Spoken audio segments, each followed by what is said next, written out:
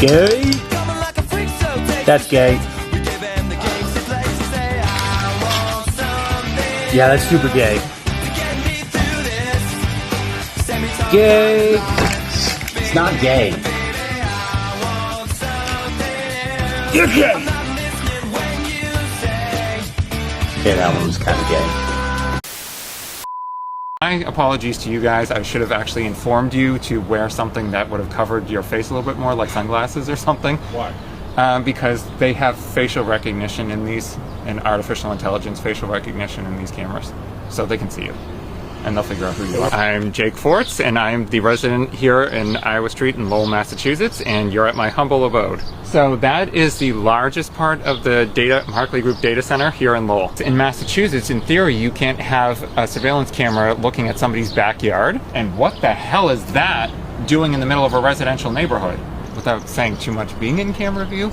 It's been ascertained. Why do you have to say that? These cameras are high-tech. They're $1,000 a pop. You have to be guarded on what you say around here just because there is so much surveillance and what you do. Come back and actually see like the fishbowl of which I live in. For me in this neighborhood, it started 11 years ago.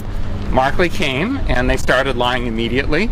10 years ago, they put the 2 diesel engines. So if you're looking over here, you can see 4 diesel engines. The furthest 2 were never supposed to be there. Actually, none of these 4 were supposed to be there. It didn't explode until they got the AI in there. So when Markley came, they told us that it was going to be one thing, that it wouldn't have a big impact on the community, and that it was going to be Netflix. And it has been anything but that. They've repeatedly changed the site to the point where this neighbor, Eileen, who has 2 water tanks in her backyard, they just popped up there during COVID. They started construction, didn't ask, but it's always do and ask for forgiveness later with this company. These 2 engines here were the first 2 to go in. These went in 2016, and that's when we said, what the hell are you doing?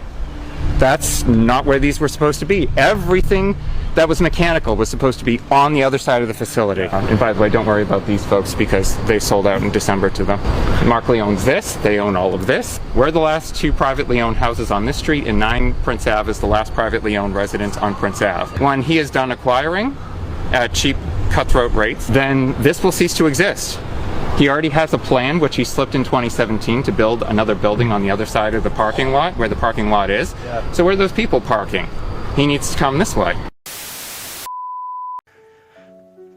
We know that the hardest part of finding a care home isn't the paperwork and it isn't the packing.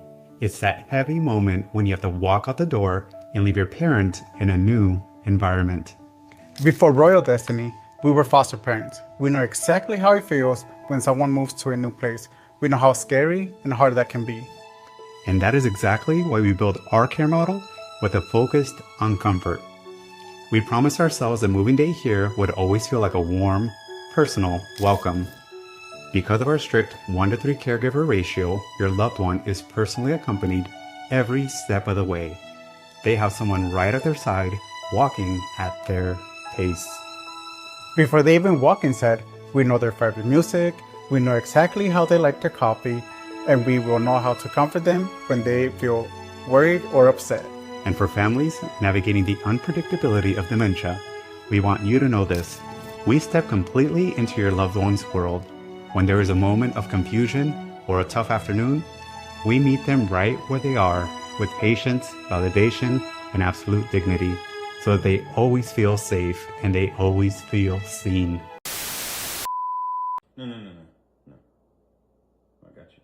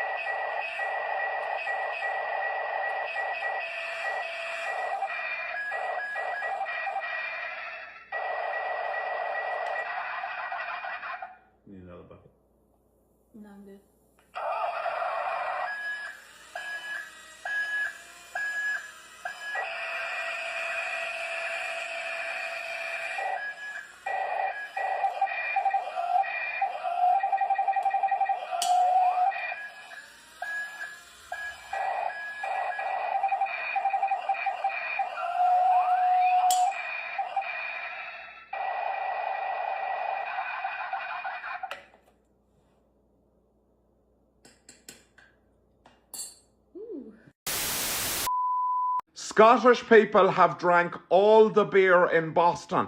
There's none left. They went over about 4 days ago for the World Cup. I'm sorry, we should have warned you about the Scottish. Even the Irish are afraid of them. They're mad fucking cunts. Now, on the bright side, they mainly drink Tennent's lager. So if all else fails, you can just piss in a glass and they shouldn't notice much of a difference. Now, America, please make sure they have something to drink. If the Scottish don't have something to drink, they may become peaceful, and that's when they'll start talking to you. That's a lifetime commitment. Be very careful. Now, I would just like to take a second to speak directly to the Scottish people as an Irishman.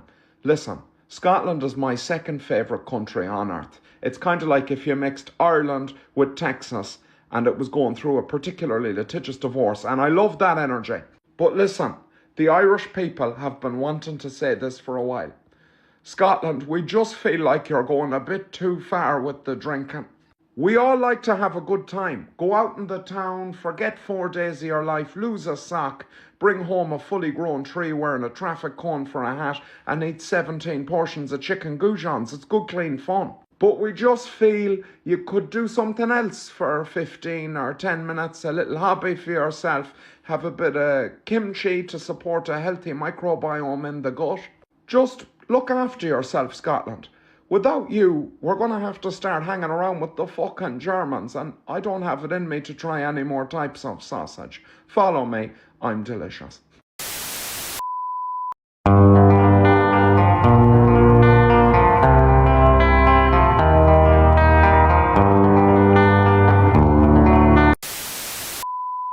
Girl, what did you... It's so nasty. Is that shit?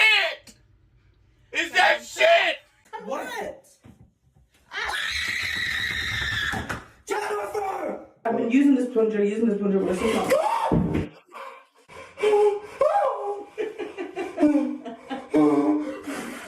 Mike, let me look at my soul.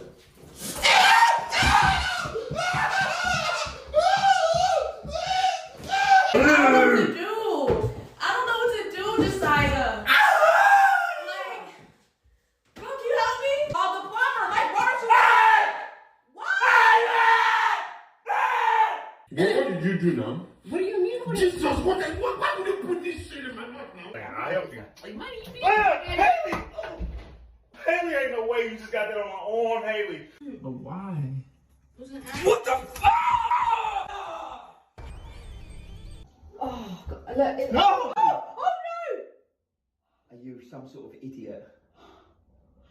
It's so easy. You just go like this. Damn, Haley, you got this. Actually, that shit! I'm trying to, like,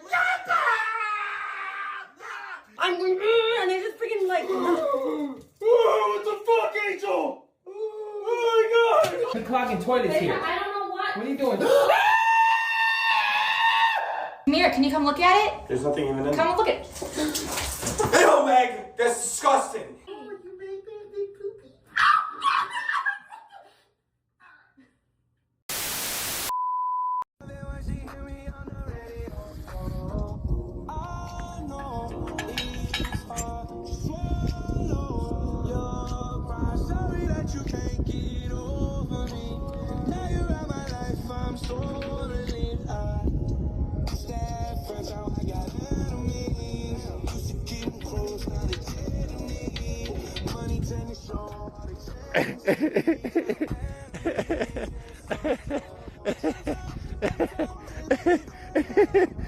I'm in danger.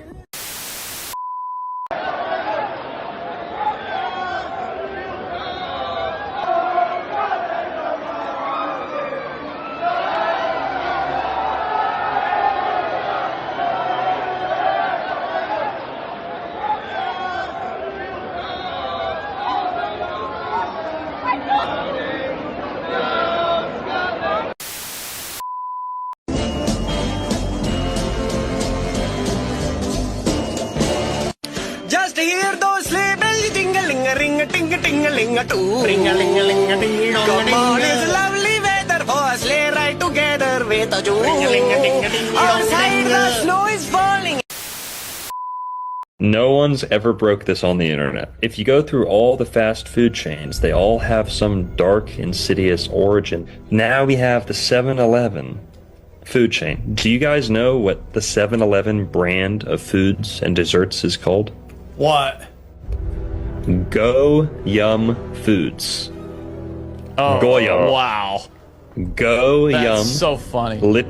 Literally Goyum Foods. If you go get ice cream at 7-Eleven, it's Goyum brand. Here, you I'm eat not this even shit. kidding. Yeah, it's like just Goyum. So, Oh. Yo. That's fucked up. That's crazy. The Jews are putting harmful chemicals into food. They're making unhealthy food so that the Goyim, you guys, could consume it and then become stupider, weak, dumb, fat, lazy, right? And you sort of see when you go into these stores all of these processed foods with all of these artificial crap that's terrible for you. Stuff like McDonald's, right? Where some of the stuff in this food is literally, it should not be entering your system. It's just terrible. It's just not healthy for you. And the Jews are feeding it to you. You know, they're feeding it to the Goyim to make them weak and stupid so that essentially the Jews have full control of everything. So the end game is what with that? Like, why is this? Oh, goy slop. I mean, why are they feeding people? Goy slop. You know, I love that goy slop. No, I mean, is it out? I'm gonna name a it restaurant that. Поздравляю! Вы переходите на более сложный уровень. Следующий ваш соперник. Вы. We all want to keep helping the flock camera companies by continuing to give our facial recognition and geolocation data to them, right? So the best way to keep giving them their data is to first cover your license plates with an infrared blocking film or spray. You can do the same to your windshield and driver and passenger side windows. And then cover your license plates in what is called an adversarial AI sticker or decal. The adversarial AI stickers and decals have nearly invisible dots and patterns that definitely help the flock camera see your license plate more clearly. And the best part about all of this is it's nearly invisible to the naked human eye, so you're not impeding law enforcement if you get pulled over. Now, for some reason, these sprays, stickers, and decals can be illegal in some states like Florida, which I don't know why they would be illegal if we're helping out the flock camera companies and police scanners. So just make sure you read your local state laws before applying any of these things. So let's all continue to be super helpful to the flock camera companies and do this to our license plates, windshields, passenger, and driver side windows. Just when we thought that the super secret top secret plan of arresting the deep state by not arresting the deep state and draining the swamp by re-electing the swamp was maybe not going according to the plan that we trust, the administration flooded our social media timelines with very not subtle cue drops to remind us that the super secret top secret plan that's been in place for nearly a decade is in fact going according to plan. Because I don't know about you, because if I have a super secret top secret military operation that only nobody knows about except every single person on Next knows about it, I'm just going to put Donnie's face in front of the letter Q to signal to them that the super secret top secret military clearance that I have in order to get this information to take down all the global powers of the world is best hidden when revealed to everyone on X. And hold the line, Patriots, because everybody else just doesn't get it. It's not because they wanted to do marketing and branding ahead of the quantum computing executive order announcement today and have everybody's favor behind it. It's because of the super secret military operation. Lock down the country? Plan. Rushed mystery juice that enriched everyone in Big Pharma, all the worst people? Plan. Passed the multi-trillion-dollar CARES Act that inflated the value away of normal dollars that's in everybody's pocket, but it raised asset prices for all the rich people that hold all the assets? Plan. Lock down the entire country, tank the stock market, reduce the value of people's 401ks, retirement accounts, and investor brokerage accounts, only to print a bunch of money, give it away to people basically for free, inflate the value of the stock market to record highs and create a bubble that everybody who already had the money was able to buy on the cheap while everything was locked down? Plan. Marco Rubio would be Miriam Madison's perfect little puppet. Secretary of State. Plan. Lindsey Graham is bloodthirsty for wants to keep us in the Middle East forever. Re-elect. Plan. We're going to make housing more affordable by keeping the price of housing high. 50-year mortgage. Plan. Quantum computing requires data centers. Data centers require space. Space, farmland. Agriculture. Eliminate it. Freshwater, burn it. Quantum computing, AI, data centers good. Plan. Because what everybody doesn't understand, now stick with me here, Patriots, is that the data centers that everybody's been saying are bad because they eat up the farmland and burn all the fresh water, they are actually good because of quantum computing, because of the plan. Because if the executive order about quantum computing is good, that means that the data centers are good, which means that the farmland being burned is good, which means that the water being burned is good. So the farmland is bad, the water is bad, quantum computing is good, it's all part of the plan. And you know who's gonna make all the money by building all of those data centers? The rich elites. They should build the data centers that we run the quantum computing on, that take up the farmland, that burn the fresh water, that increase the cost of our utilities to enrich them. Plan. And of course I, everyday civilian with no military clearance or background whatsoever, am giving this information to you about the super secret plan here, open, in the public, on X, because I know, and now you know, the truth. Plan. And at the end of the video, I'm going to give you a logical tautology, a word that I just looked up to make sure that it was correct, which is just a general statement that covers all possibilities, so it's impossible to be false. Like, can't wait for what's next, or buckle up, or enjoy the show, Patriots. Portland, if female armpit hair was a city, this is it, man. Holy shit. You land, they let you know where you are. I didn't even get off the plane like, ladies and gentlemen, sorry for saying ladies, sorry to gender that speech. We mean humans or transhuman people. Just keep in mind the overhead compartments have been filled with illegal migrants, so let them scatter off. Let them off first, okay? They've had a tough ride from Venezuela, okay? Give them your pretzels or your chips, because they need it more than you. If you're white, don't forget to denounce your privilege before you get off the plane. Apologize to a black person or a queer person for a bunch of shit you never did. We're going to do a quick land acknowledgement before we exit. We just want to acknowledge that Gate 55 was stolen from Delta. It's now United, and so we just want to apologize to the Deltonian people. If any of your children are confused about their sex, we are doing sex reassignment surgeries for just 1,500 Sky Miles if you're a medallion member.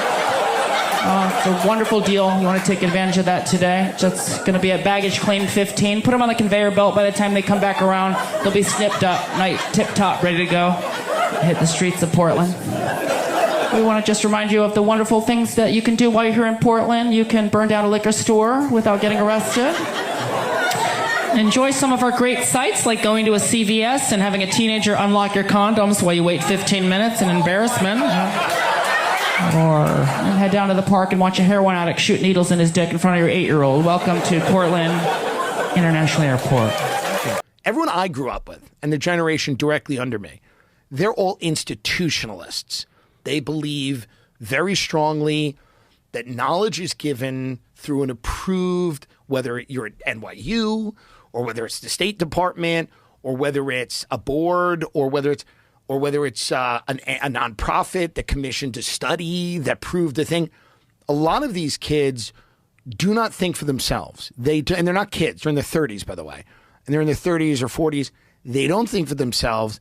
They've been taught that thinking for themselves is bad. It's racist, or it can lead you down a road that you don't want to go on. It's whatever. It's misogynist. It's homophobic. Like whatever questions you're asking, like why do the Padres have to wear gay uniforms? Like that doesn't make any sense to me. Like as a gay person, I never said why I need the Padres to be gay. Why are the Padres gay? What does the Padres uniform look like? They're making them wear like gay things on the uniform. Like pride stuff? It's like pride stuff. I don't think it's like a dildo on their head, but I think it's like pride stuff. What happens when they play in Dearborn? It's not gonna go well.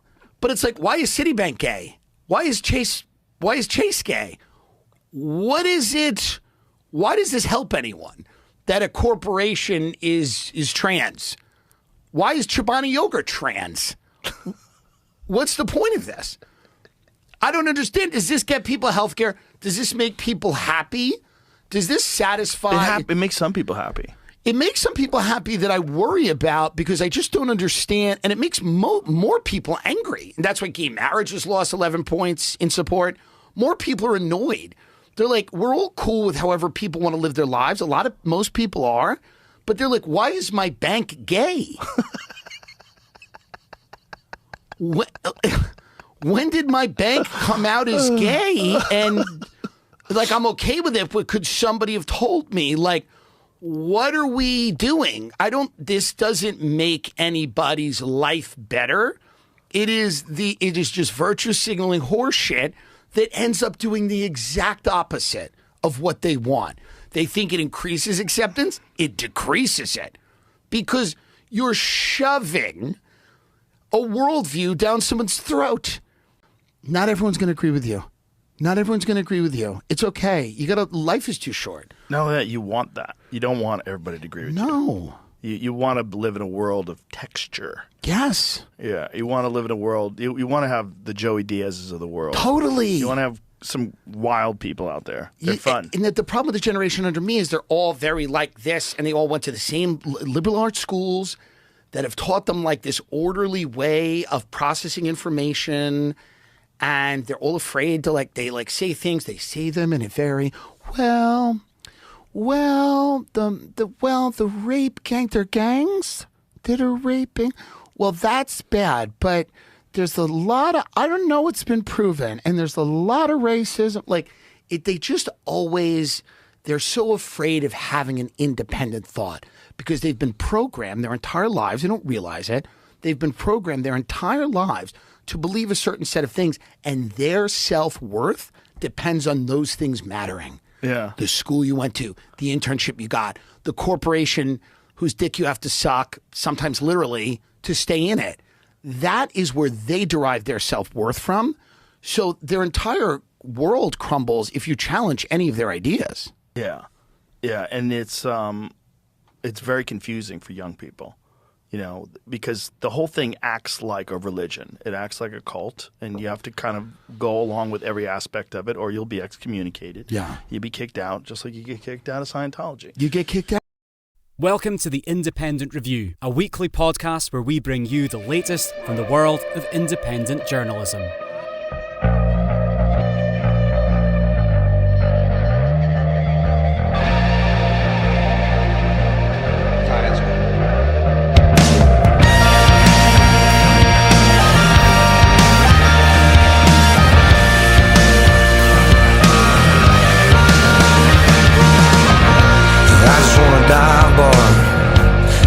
Smoke inside and put me in a small town where the cops don't care how fast I drive. I just wanna lay back where people don't need me, and I just wanna stay home and make love to girls on TV. Cause lately my foot's been heavy on the gas, and all I'm praying is could you please take me back? This long road keeps getting longer. These drinks ain't getting any stronger. The smoke don't hit like it used to. I should quit, but I don't wanna. And the place that I was promised ain't nowhere I wanna be. I gotta slow it down to get back to going nowhere fast.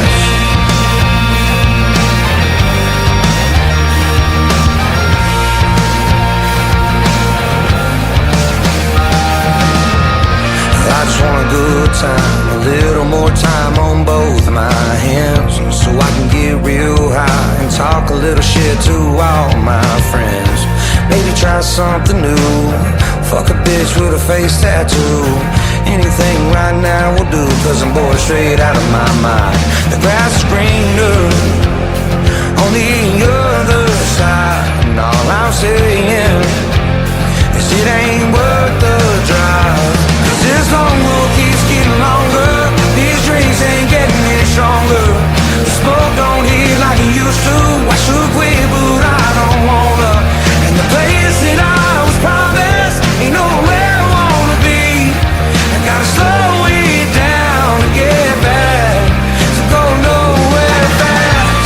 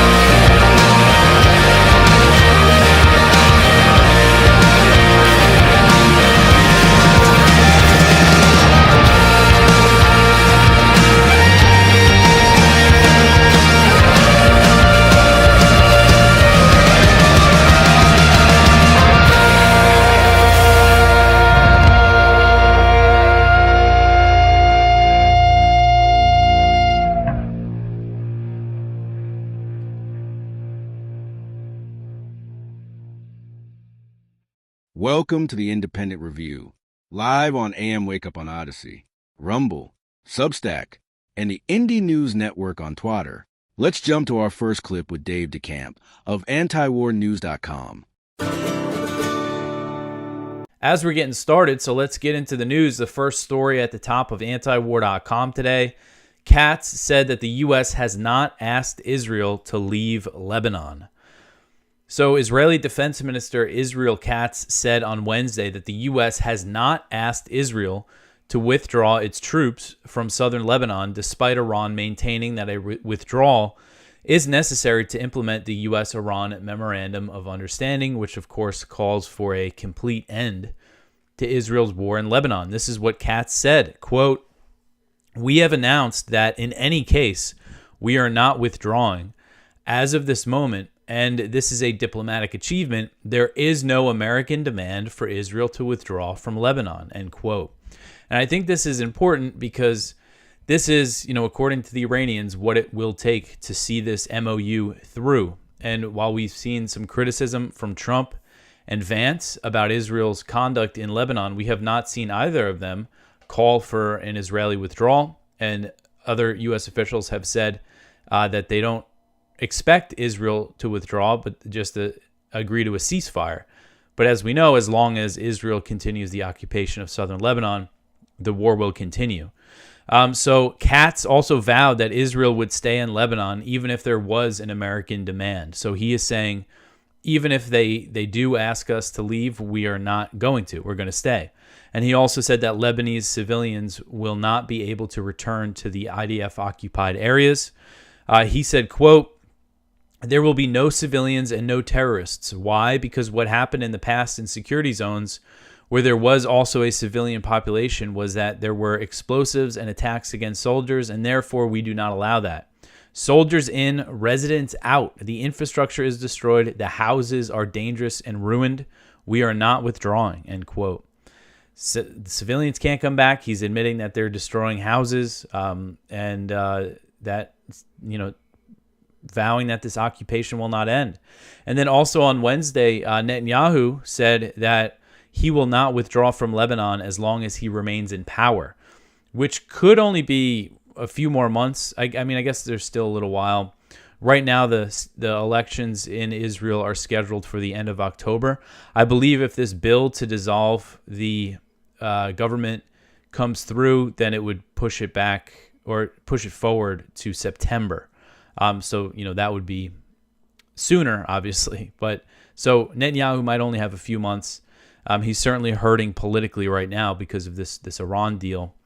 But anyway, again, the important point here, I think that's been overlooked is, that the U.S., as far as we know, I think Katz is right here that they're not actually asking for Israel to withdraw.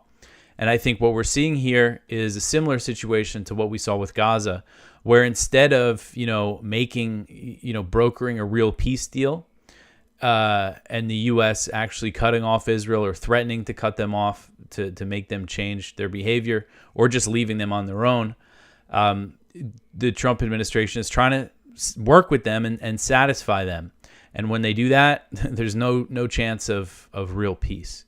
And I think it's really important, some of the stuff we've seen from Iranian officials and Hezbollah, their point being that they're not going to go back to a situation like during the so-called ceasefire that was agreed upon in November 2024, where Israel acted with impunity, killed hundreds of people, maintained occupation bases in southern Lebanon, all while Hezbollah didn't fire back once. And that's clearly the situation that I think both the U.S. and Israel want to create here, is a de-escalation, but where they can, operate with impunity again. But Iran and Hezbollah are saying that that's not going to happen this time. So I do still think that this situation in Lebanon is the main stumbling block here for actually implementing this MOU. So the next one here, and that could be by design. So the next one here, 3 killed as Israel continues to attack southern Lebanon. This one is from Jason Ditz. So there were more Israeli attacks in southern Lebanon, killing at least 3 people, including a child who was killed by an airstrike on a vehicle. and 2 more people were killed by an Israeli drone strike on a different vehicle in a different village in the Nabatea district. And the identities of the slain are not certain. The IDF is claiming that they were targeting Hezbollah operatives, but you can never always take what the IDF says with a grain of salt. And so their Israeli troops are also firing artillery, some gunfire. Just, again, there's certainly been a de-escalation in the strikes, but as long as this occupation continues, we will see the war continue at some level. So the next one here, 11,000 buildings destroyed during Israeli invasion of Lebanon. So this is another one from Jason. So this number, this is the number according to the UN and the Lebanon National Council of buildings that have been completely destroyed, not damaged and destroyed, but completely destroyed. 11,095 buildings in this Israeli invasion of Lebanon that started on March 2nd. In just a few months. They killed over 4,000 people, displaced 1.2 million, and they've destroyed over 11,000 buildings. And again, that's not to mention all of the stuff that's been damaged, which includes 23,000 residential units and other buildings that were partially damaged. So just massive, massive destruction in southern Lebanon. And this is one reason why the Israelis don't want to leave, because, they've done all this work and they see this as their moment. One thing, I should have written this up. I meant to. One thing I saw Marco Rubio say on Wednesday was that Israel has no territorial designs for Lebanon. They're just there for security. They're just there because Hezbollah, is firing rockets at them. When you have Israeli ministers at a very high level, very influential positions on the record calling for annexation, saying that they're going to build settlements. Now you hear that from Smotrich and Ben-Gvir, but what do you hear? You hear from Netanyahu and Katz is essentially the same thing. They just disguise it, but they're saying that they're not going to leave, that they're never going to leave this what they call their security zone. And another thing, I should have mentioned in that first story, I had it in there, but so according to the reports that came out of the talks between Israel and Lebanon in D.C., they're discussing some proposal. It's a U.S. proposal that would involve the IDF ceding territory to the Lebanese army, and then the IDF pulling back. But according to this U.S. proposal, they would still allow Israel to maintain what they call a buffer zone on the border. So like the official U.S. proposal, not only is the U.S. not asking Israel to withdraw, the official U.S. proposal involves keeping Israeli troops in Lebanon.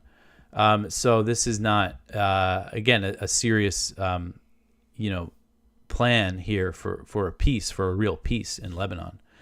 All right. Excuse me. Let's see the next one here. So some rough stuff from Gaza. As usual, Israeli strike in Gaza kills 12-year-old. So there's a video here from the Nasser Hospital in Khan Yunis, and that is very tough to watch. But there was an Israeli strike on the Al-Mawasi tent camp in southern Gaza. On Wednesday, it killed at least one child and a man as the IDF continues its constant ceasefire violations. And the child who was killed has been identified as Ahmed Mohsen al-Rakab, and he was just 12 years old. And a man who was wounded in the attack later succumbed of his wounds and died. So at least 2 people were killed. But look at this video here. You see, just a warning, this is graphic. This little boy, he looks like he could be 4 or 5 years old, who was very badly wounded. This is the boy who was killed, if you're watching. And you see this little boy getting, operated on. It's just so horrible that we still see this stuff, these images and these videos come out of Gaza. And now the reason why I put this stuff in my stories, it might be graphic, and I know some people don't like it, but this is what's happening. And all this stuff, we have an account with Reuters, and all these photos and videos are available to all the major U.S. media outlets, all the news agencies, but they don't publish them. So we do, to remind people of the situation of what is happening in Gaza, in this, despite this fake ceasefire deal. And there was Israeli attacks in other parts of Gaza, and Wafa reported there was a ground incursion in northwestern Gaza. Israeli troops and tanks pushed in to an area of Beit Lahia. It says that they seized an area where there were tents. They took the tents. So we're seeing more and more Israeli ground operations after Netanyahu said that they would take more territory in Gaza. And now he appears to be making good on that threat.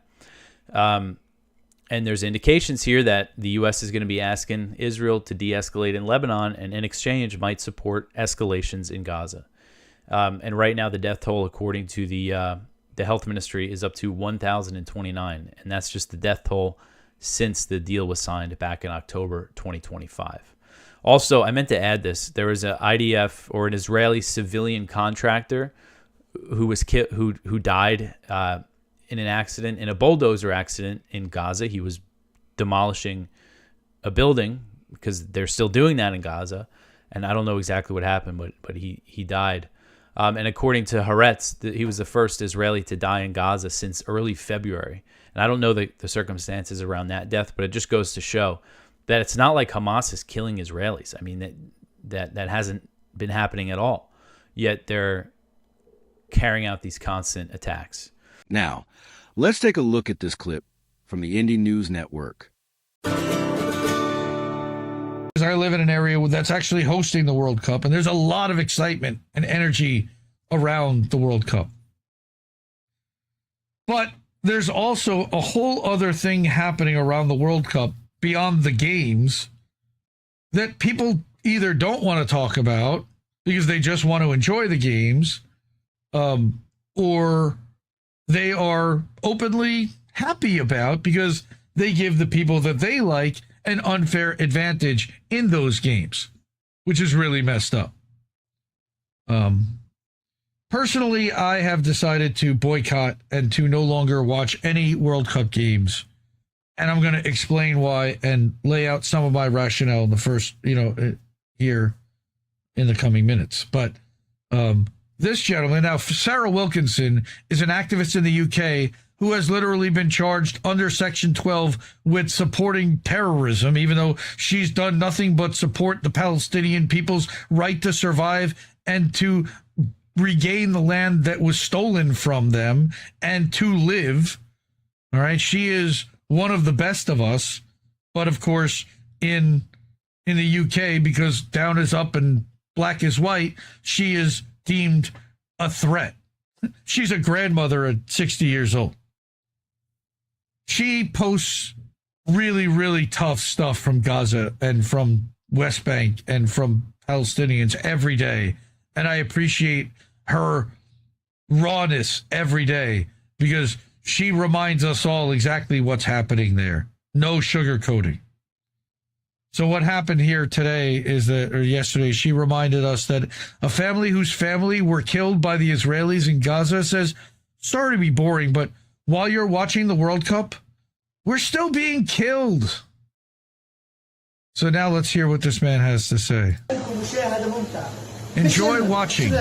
Not for us, not for the people of Gaza, for the World Cup. I hope you're happy enjoying the World Cup. Enjoy watching. We've been playing a match for 3 years. We've become boring. We apologize to you and the Arabs. We've become very boring. Many of our people have died. I hope you're enjoying the World Cup. And that you travel to the United States, Canada, and Mexico. But we're boring, but we have God. But God willing, the blood of the martyrs will water the land, is what he's saying. And we will cultivate the land. And wait, I missed that. Now he's going fast. And feed the whole world with dignity. We will feed the whole world with dignity through our martyrs. This martyr would have turned 60 today. Today is his birthday. You can see why he might be a little bit upset about them accepting Israel as a team that was welcome to play in the World Cup. That's the first thing, that Israel is even welcome, and that Russia has still not been welcomed back into the World Cup that the world, the FIFA decided to kick them out in 2022 after the U.S. and NATO provoked them into invading the Donbass to protect the people of Donetsk and Luhansk and Crimea from being bombed by Ukrainian weapons attacking the Russian speakers there. Yeah, that happened, okay? They don't want to discuss that that's actually how it happened, but that's actually why it happened. But FIFA then decided to ban Russia. It's now been 4 years. Israel has been committing genocide in the Palestinian people and has murdered, again, here's another statistic, as you watch World Cup matches in packed stadiums. Remember that Israel also welcomed in World Cup competition, okay, turned Gaza's football fields into detention camps, sites of abuse, rape, torture, and field executions. The game continues. So does Gaza's genocide. This is a real picture. This is not AI. Fuck Israel.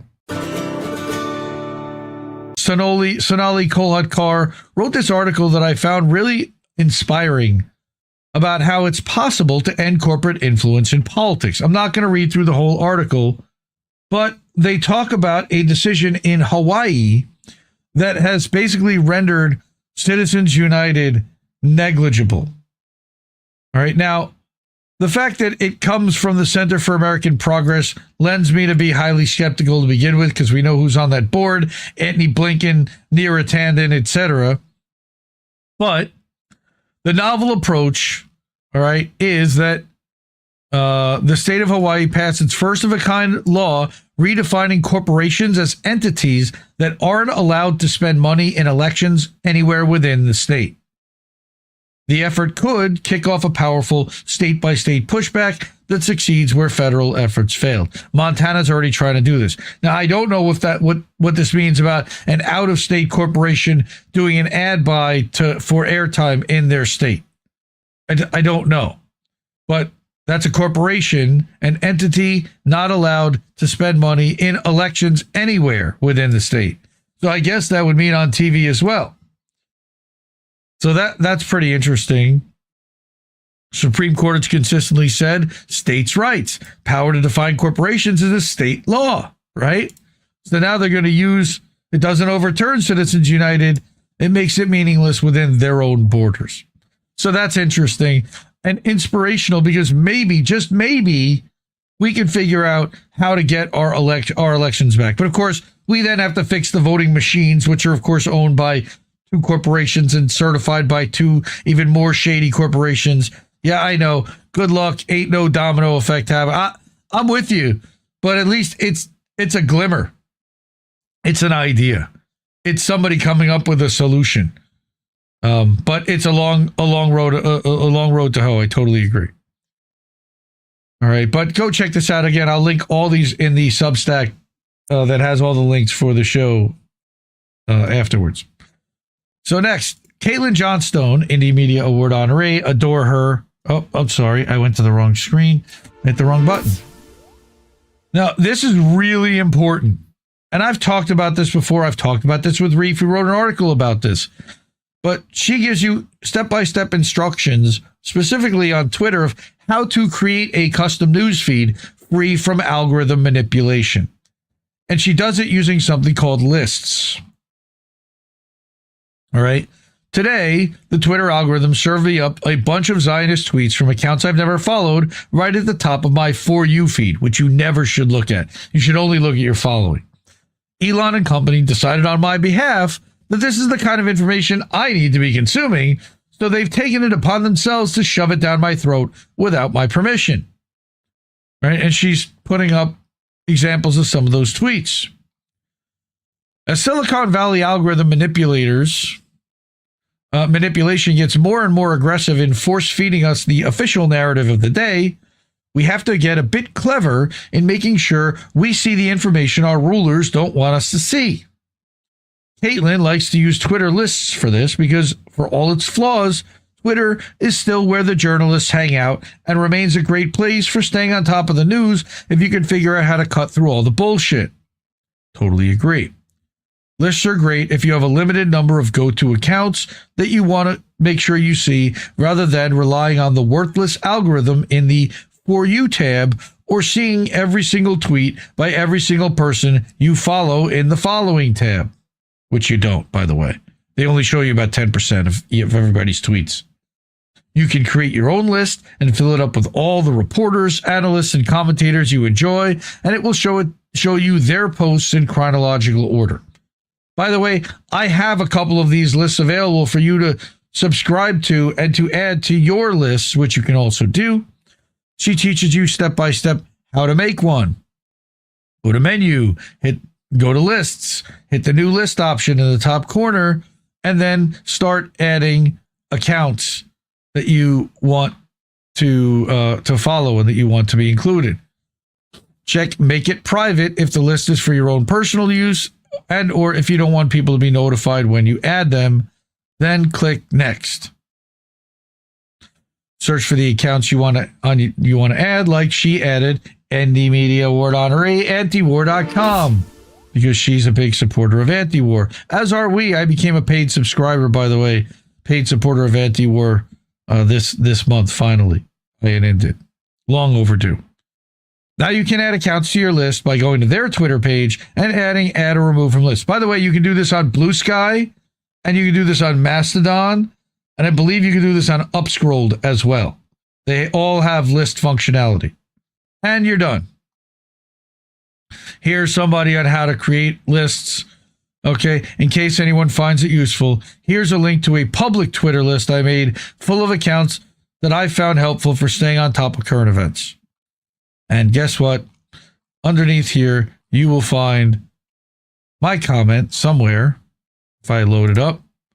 And in that comment is a link to the list that I created. Where is it? Because I want to put it in chat for everyone. By the way, this is Martin, who was our newest supporter this week. Thank you so much, Martin. Question more 56. Appreciate that. Diana asked, where else you can do this? Blue Sky. But here's a Blue Sky list that I created. So that's on Blue Sky. But further down, Joe Waller. There's Joe Waller, friend of the show. Here it is. I love this so much. Here's a great list I curated of independent media sources. These are all Indie Media Award honorees and their outlets and their journalists. And yes, of course, Caitlin Johnstone is on there. So here is a copy of that Twitter list if you want to follow it. So I would click right there. It will take me to that list, and then you'll be able to click it right there and follow it. And what will happen is when you go to your news feed, to your notifications, you can actually add a list to and pin it. Oh, I'm sorry. That's what I did not do. So I can actually pin this somewhere. I can pin this to my feed, and that way it shows up when I go to my notifications, and I can see, maybe it's at my home screen. Here it is. You go home, and I go to my Indie Media Awards feed, and these are only posts by Indie Media Award honorees, retweets or tweets, like Nico House, Duopoly Destroyer, okay, or like Independent Review, who retweeted Jason Bassler, or Dave DeCamp from Antiwar. Okay, again, Nico House. So again, you can subscribe to this list yourself, follow it, and then instead of going to any of these other ones, you go right here and you get news only, without the crap, without the crypto bots, without the porn bots, without the rage bait, without the pro-Israel tweets. I know, Natalie, you're not on Twitter. I understand. Not everyone's going to be able to do this. But for the people who are, this is how you do it. So thank you, Caitlin, for sharing that. Really appreciate and love you for that. The other thing is CJ Hopkins. All right, we'll get to CJ in a second. This is a longer article by the dissident who we've covered, who has been talking about Barry Weiss for a long time. I remember covering about a year or two ago, Barry Weiss is a Netanyahu toady. which is a play on words from her calling Tulsi Gabbard an Assad toady a long time ago. Well, now Gabbard is the outgoing DNI and Assad is on the run in exile. But that is largely due to Barry Weiss's Zionist influence. So, Barry Weiss being installed in CNN is part of Israel's information war on America. And that is what the point of this article, and now dissident's calling himself Justin KP, now that he's been on Lee Camp's show. Congrats again. You can go watch him on Lee Camp's show. He linked to that here on his Substack at the307.substack.com. All right. Axios has reported that if David Ellison's Paramount Skydance deal to absorb Warner Brothers Discovery, parent company of CNN, goes through, Zionist genocide denier Barry Weiss, the current editor of CBS News, who's driving it into the ground and ratings destroyed, may also now be installed as editor-in-chief of CNN as well. So read this whole article and you can check that out. And then finally, I want to get to CJ Hopkins, another Indie Media Award honoree, by the way. CJ has been undergoing some kind of treatment. He was sick for a while, but he also has been persecuted by German courts for several years. We won't go into the details of his trial and what he's being convicted for and now being sentenced for, amazingly enough. But it was for what they deemed to be hate crimes because he published a book that had a medical mask, a surgical mask on the cover, and within the surgical mask, very faintly, there was a swastika, which was criticizing and equating the German government's policies on COVID to how Nazi Germany had behaved. So this article is How I Learned to Stop Worrying and Love the New Normal Reich. He published a follow-up to that earlier today. I haven't seen it. I saw that he did publish it, but I haven't read it yet. He says, so the German Supreme Court has ruled on my case. Their ruling is that they will not rule on my case. They sent my attorney a letter to that effect. It literally says, quote, the constitutional complaint will not be accepted for a ruling. No explanation is provided. This ruling is incontestable. Again, Kafkaesque. No explanation, no able to contest. No ability. So I'm now officially a hate criminal in Germany. I was already pretty much a hate criminal in Germany, but now it's official. This is Germany's Supreme Court. There's no higher court to appeal to. Okay, sure, there's the European Court of Human Rights, the International Court of the Council of Europe in Strasbourg, but it doesn't have the power to enforce its rulings, and the German authorities and courts have made it clear they don't care less about anyone's opinion of their paranoid and authoritarian behavior. So I'll be going back to Berlin District Court for sentencing. And this is the paragraph that I wanted to read. I was originally acquitted by the Berlin District Court, but the district prosecutor wasn't happy with that verdict, and because they don't have double jeopardy there, the prosecutor appealed to the Berlin Appellate Court, which overturned my acquittal, which prompted me to appeal to the Federal Constitutional Court, i.e. Germany's Supreme Court, which has now basically told me to go fuck myself. So now I have to go back to the court that acquitted me to be sentenced for the crime I didn't commit. I assume most people reading this column are familiar with my case by now, but if you're not, here are a few my previous columns and some press coverage that'll bring you up to speed. I've been covering his story for years on How Did We Miss That and on this show. Here are some of his other columns, some of which I read on How Did We Miss That. Short version, back in 2022, he posted 2 tweets protesting the COVID mask mandates and put cover art on his book, The Rise of the New Normal Reich, in those tweets. The German authorities didn't appreciate that, and so they censored the tweets, banned my book, and prosecuted me for disseminating propaganda, the contents of which are intended to further the aims of a formal national socialist organization. They're literally accusing him of promoting Nazism, and that's what they've now convicted him and are going to sentence him for. I would include an image of the cover of my book, but if I did, the German police would probably raid my house again and steal my new computer. However, here's the cover of an issue of Der Spiegel that they didn't have a problem with. My book cover art is more or less exactly like that, except the swastika on my book is behind a medical-looking mask instead of a German flag as on the Spiegel cover. It goes without saying that the German authorities aren't prosecuting Der Spiegel for disseminating propaganda, the contents of which are intended to further the aims of a former National Socialist organization. If you're wondering why the German Supreme Court decided not to rule on my case and why the judges refused to provide any explanation for their decision, well, just imagine if they had been forced to explain in writing for the record why the Spiegel cover is legal, but the cover of my book is a hate crime. That might have been a bit embarrassing professionally. I don't want to antagonize the Supreme Court or the Berlin District Prosecutor or any other German authorities, or they'll send the police to my house to raid my house again.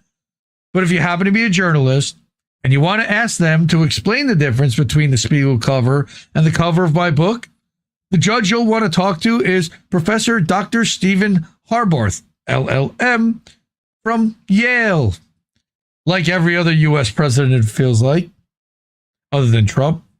He's the big honcho at the German Supreme Court and is the one who was in charge of reviewing my appeal. I wonder if he's a Zionist. I'm guessing he is.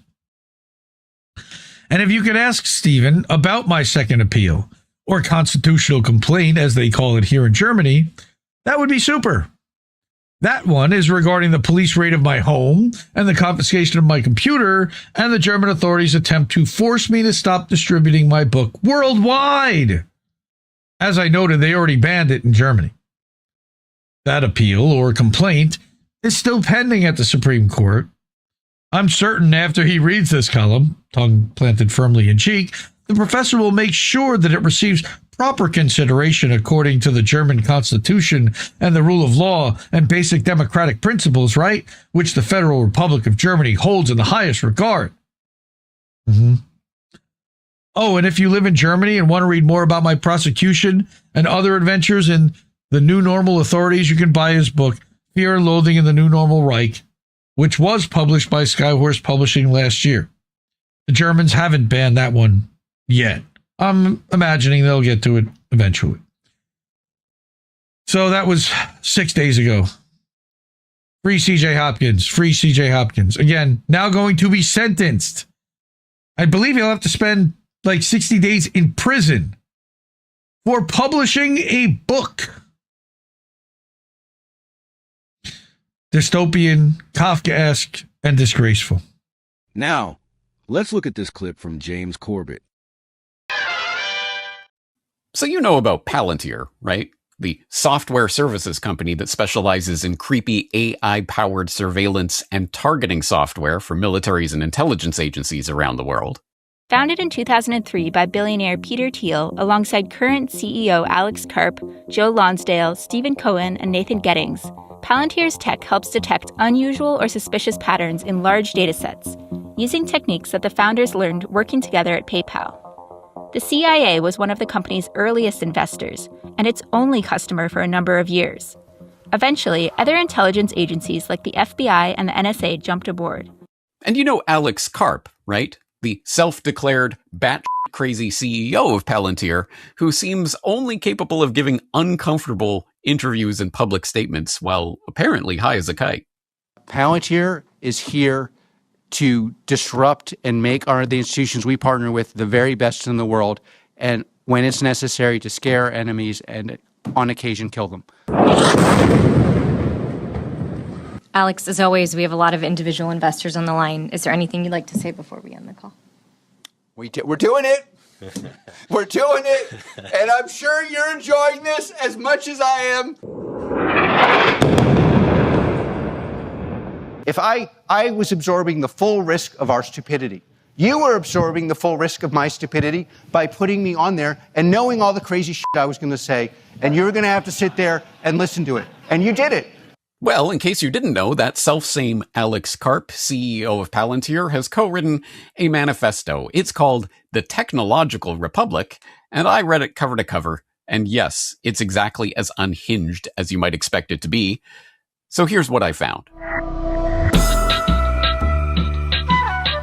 You're listening to the Corbett Report. CorbettReport.com. Welcome back, friends. Welcome back to another edition of the Corbett Report. I'm your host, James Corbett of CorbettReport.com, coming to you from the sunny climes of Western Japan here in June of 2026 with episode 505 of the Corbett Report podcast. I read the Palantir Manifesto, and yes, it is totally unhinged. And yes, as that title would indicate, today we are going to be talking about the recently published manifesto by Palantir CEO Alex Karp and his co-author. But if you need to get caught up to speed on Palantir, you've just crawled out of a rock and have no idea what this is, well, boy, do I have some resources for you, specifically a couple of editorials that I've written along the way.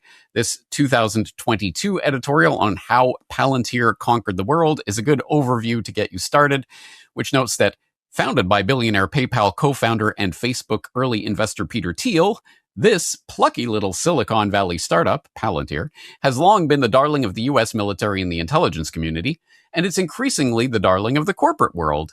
And, given Palantir's ability to surveil, track, and ultimately control every aspect of your daily life, it isn't hard to see why. And later on, I get into more of the itty-gritty details about Palantir, but before I do, I note some of the corporate whimsy that is part of the Palantir story. Its offices are named after locations in the Tolkien fable. Thus, Palantir's Palo Alto headquarters is the Shire. Its office in McLean, Virginia, located just 6 miles from the CIA, is Rivendell. Its Washington, D.C. branch is dubbed Minas Tirith, etc. It has a hotline called the Bat Phone that allows engineers to anonymously report to company officials any customer requests that they consider to be unethical. 2 of its core analytic software programs, Gotham and Metropolis, are named after cities in the DC Comics universe. One of the conference rooms in the Shire has been converted into a children's ball pit. Oh, how delightfully quirky. Surely no Silicon Valley startup with such an eclectic working environment could be involved in anything evil, could they? Well, maybe they could. And I get into it with, for example, pointing to the research of Whitney Webb and her 2-volume tour de force, One Nation Under Blackmail, where she talks about the story of the founding of Palantir in the immediate wake of the scrapping of a, well, I won't say little known in the normie world, well known in conspiracy research circles, program from DARPA.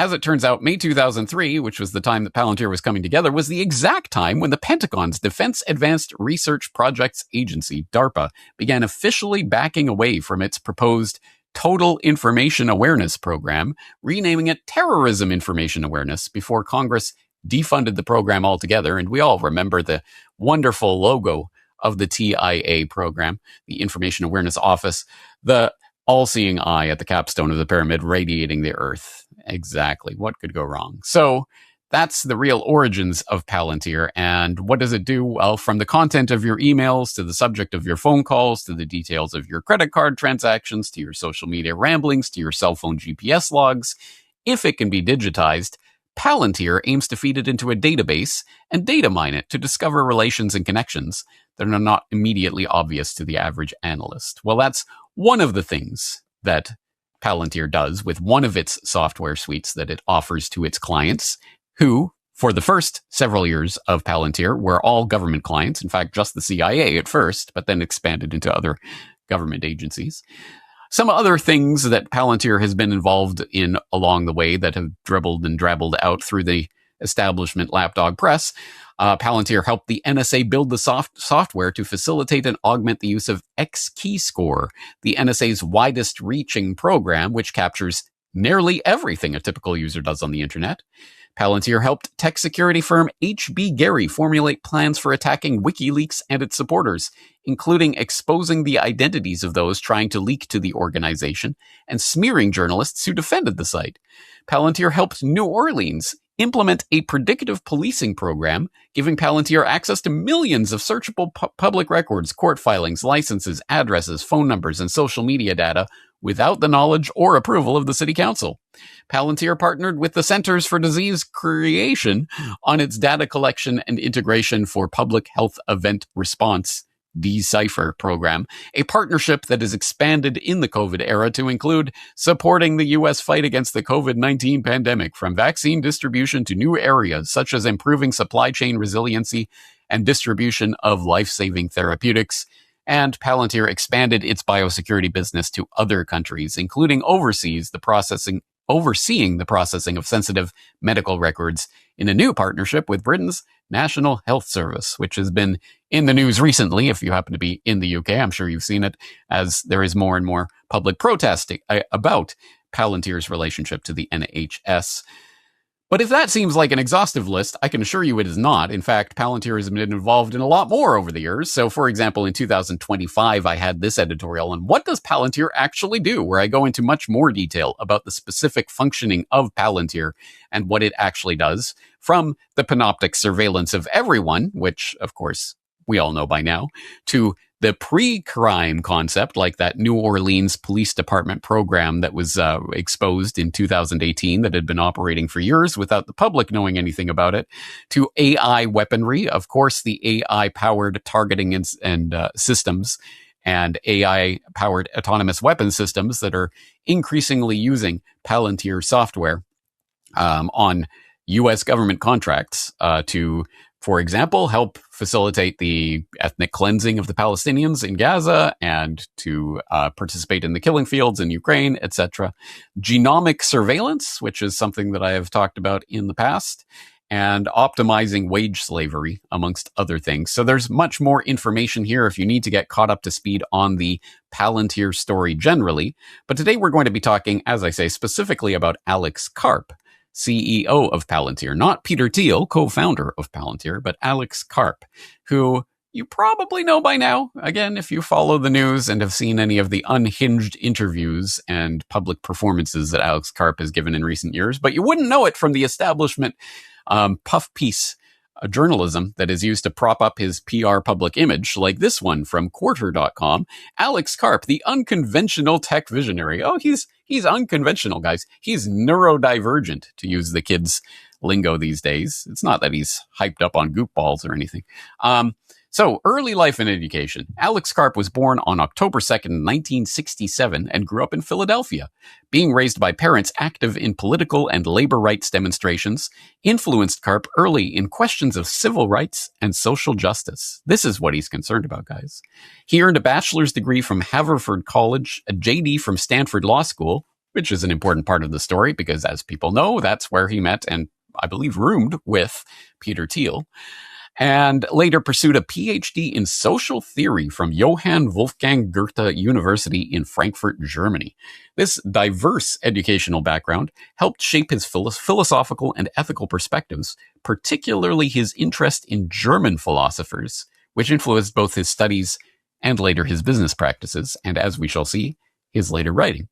Then it goes on to talk about Palantir in general, and then it talks about Alex Karp's leadership style. A self-described progressive and socialist, he is often challenged the industry's fixation on rapid growth and profitability. Karp has been outspoken about the risks of technology misuse, stressing the need to uphold democratic values. Yes, guys, you see, Karp is so concerned about democratic values and human rights and transparency in the deployment of AI and data analytics. That's the thing that keeps Alex Karp up at night. Personal insights. Alex Karp's personal life is defined by a commitment to balance and mindfulness. Unusual for a CEO in the high-pressure tech sector. Oh, man. Oh, and he does Qigong and Tai Chi, which underscores a broader philosophy of health and wellness. And this outlook extends into Palantir's culture, where Karp has taken a hands-on role in promoting well-being, most notably by leading employee meditation sessions. All right. So anyway, this is the puff piece. This is what we are expected to swallow about Alex Karp. Man, he's just a quirky but interesting CEO of this firm that's kind of into this AI stuff. But don't worry, guys. He's concerned about human rights and civil rights, and he wants to make sure that we keep the AI monster in its cage and use it as a powerful tool, but only as a tool, guys, etc., etc. That's the way the official story goes.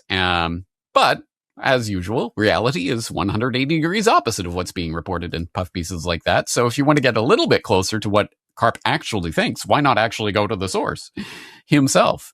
As you will recall from NWNW number 627 back in April, James Evan Pilato of MediaMonarchy.com was covering the then recently released tweet about Palantir's corporate manifesto. So for those who don't remember, Palantir decided that this Technological Republic book that had been released the year before, we get questions about it a lot. So they decided to tweet out a summary of this book. And we covered it on New World Next Week, and go watch that coverage at the time. But long story short, here are some of the important points. Things that you would expect an AI supplying new age military industrial contractor to be saying. I think some of these things would not be surprising points at all. For example, Silicon Valley owes a moral debt to the country that made its rise possible.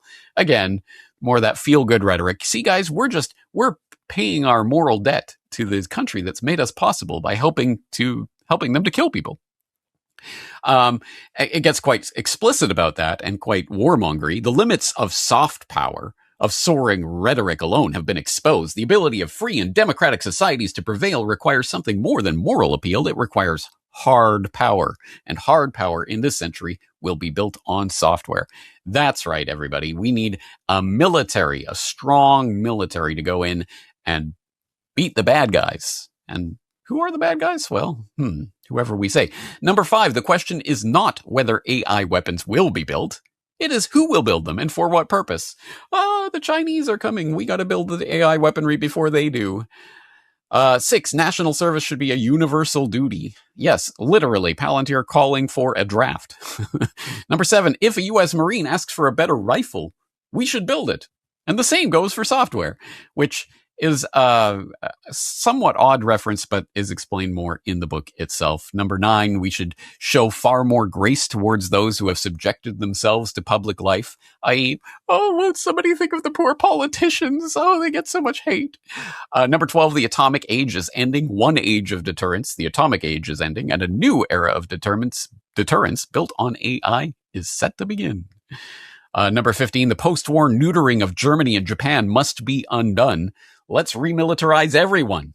Germany, Japan, all of them. This stupid Japanese pacifism garbage. Come on, let's get rid of that. Even though, of course, that was dictated into the Japanese constitution at the point of the gun by MacArthur. But whatever. Now we'll use the gun to dictate them to remilitarize.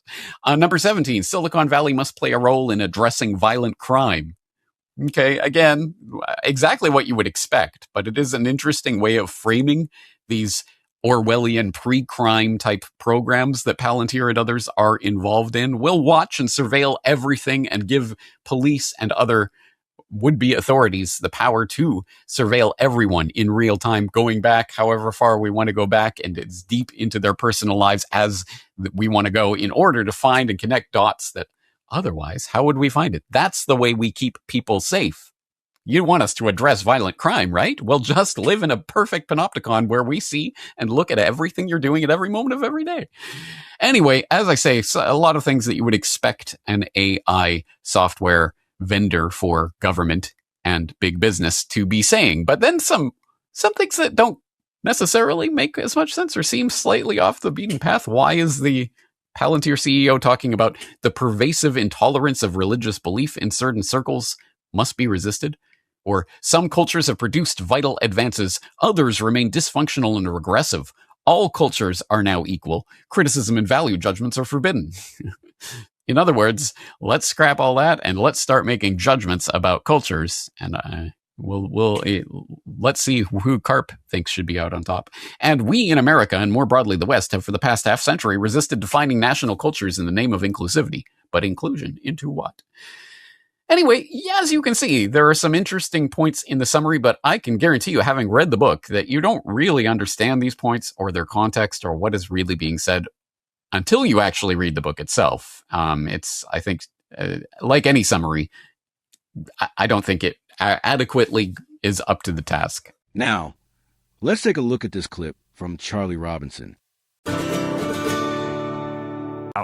So I'm working on the bulk of this show, which is about the behavioral insights team, otherwise known as the Nudge Unit in the UK. It's a psychological group, right? It's a bunch of fuckers that are trying to get you to believe things that aren't true. Right? There's nothing inherently revolutionary about that. They've been doing that for a long time, but it's the depths that they will go to try and manipulate you, right? To get you to feel a way about a certain thing. Maybe in this case, with the original Nudge Unit, it was to try and get you to feel about COVID one way. And I'm going to get into all that. But as I was digging into this, I got sort of what felt like a little bit sidetracked, but in the end it wasn't, because I was trying to understand the psychological operations of getting like an entire generation of people to believe something without it being so obvious that you're trying to convince them of it, right? The best propaganda works when you don't know it's propaganda, of course. And I was looking at how that had been done over the years, and I came across, of all things, a tweet. And I'll get into, it'll be kind of the second half of the show. And it might seem a little disjointed, but I promise you I'll connect the dots here pretty well. But it has to do with a 90s sitcom that everybody in the world knows of, and how it might have been a show about nothing, but there was a dark thread that was running through it that now, once I look back on it in retrospect, was so obvious, but I missed it. So hang around for that one, because I'm going to attempt to intertwine these together. You know, there is a mission that these people have to convince us to feel a certain way about society. If they can convince you to feel the way they want you to feel, then they can manage you. They can make it easy for you to internalize this and spin you off into a direction you might not have been intending to go down. And initially, you know, with regard to manipulation, we're always manipulating. I have an advertising degree. I have a degree in marketing. That's manipulation, right? I didn't recognize it as such until a little bit later, and then kind of got disgusted with the idea of it. But you're always trying to sell a narrative to somebody. If you're a guy trying to meet a girl, you're trying to sell the narrative that you're a viable person for them. Like you're a good guy, or you're a bad guy, or whatever she wants you to be, right? You're trying to figure out what it is. What do you want? And then am I that, or am I close enough to that, or could I pretend to be that if you're some guy who doesn't really care about being authentic or something, you know?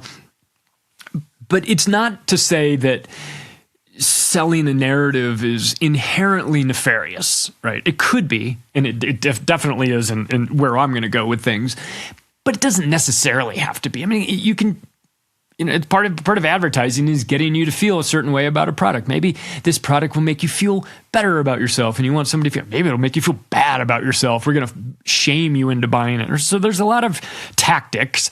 And of course, these tactics were on Front Street when it came to COVID, because then you got a chance to see some of the real dark psychological maneuvers that were being unfoiled onto the people. So those of you in the UK, you already know about the Behavioral Insights Team, BIT, known unofficially as the Nudge Unit. It's a British organization tasked with, quote, dreaming up psychological tricks to alter our behavior.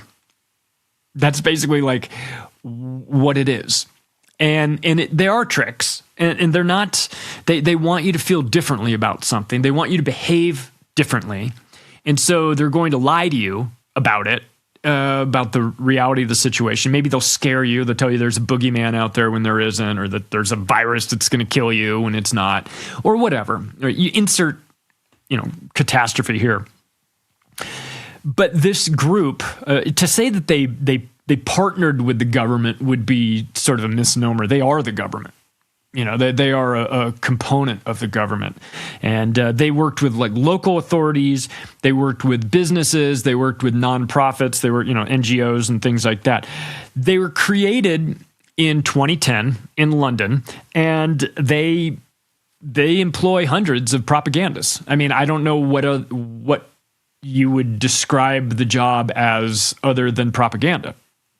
I mean, you are convincing people to believe something that isn't true in order to get them to, in this case, in the case of COVID, you get them to do a variety of things. First, you had to get them to believe that there was a virus, and then you had to get them to believe that it was deadly and it was coming to kill them, and then and then you had to modify. So the first thing was scare them, right? You have to properly scare them enough, as Yuri Bezmenov says, get that stage 3, 6-week crisis to really shatter their brains and get them softened up. Now, of course, the nudge unit knows this. This isn't some sort of revelation to them. They understand exactly how this works. And so they set about in 2010 to create this massive group. And then what they realized was after just a couple of years of doing this, and mind you, there wasn't a COVID happening between 2010 and 2013. Just your typical, let's get the people to believe that government is useful or necessary, or that whoever the PM was at the time there, it's kind of hard for me to remember 2010 to 2013. Insert British cunt there. I don't know who it was. It wasn't Keir Starmer, but it was some rat-faced lunatic that, before him. Might have even been Liz Truss or some of these people that, they're sort of interchangeable, but doesn't really matter. What they were doing in that early era was trying to get you to convince the people that government was relevant and necessary, and that they were the best and brightest, and that you needed to vote for them again, or you needed to vote them out, or whatever it was they were trying to get you to do, right? But no matter what it was, they wanted you to feel a certain way. Now, in 2013, they made a calculation that, maybe we are sort of bound because we've come out of the government. Maybe we're bound by some sort of governmental oversight. And so what they decided to do, which is very rare that they do this, and you can think of very few governments that did do anything like this, but it'll make sense when I explain it. They spun this group off out of the government. They actually said, we don't want the nudge unit to be part of the official government anymore. We're going to privatize it. We're going to privatize the propaganda department. And you go, oh, great. What could possibly go wrong with that, right?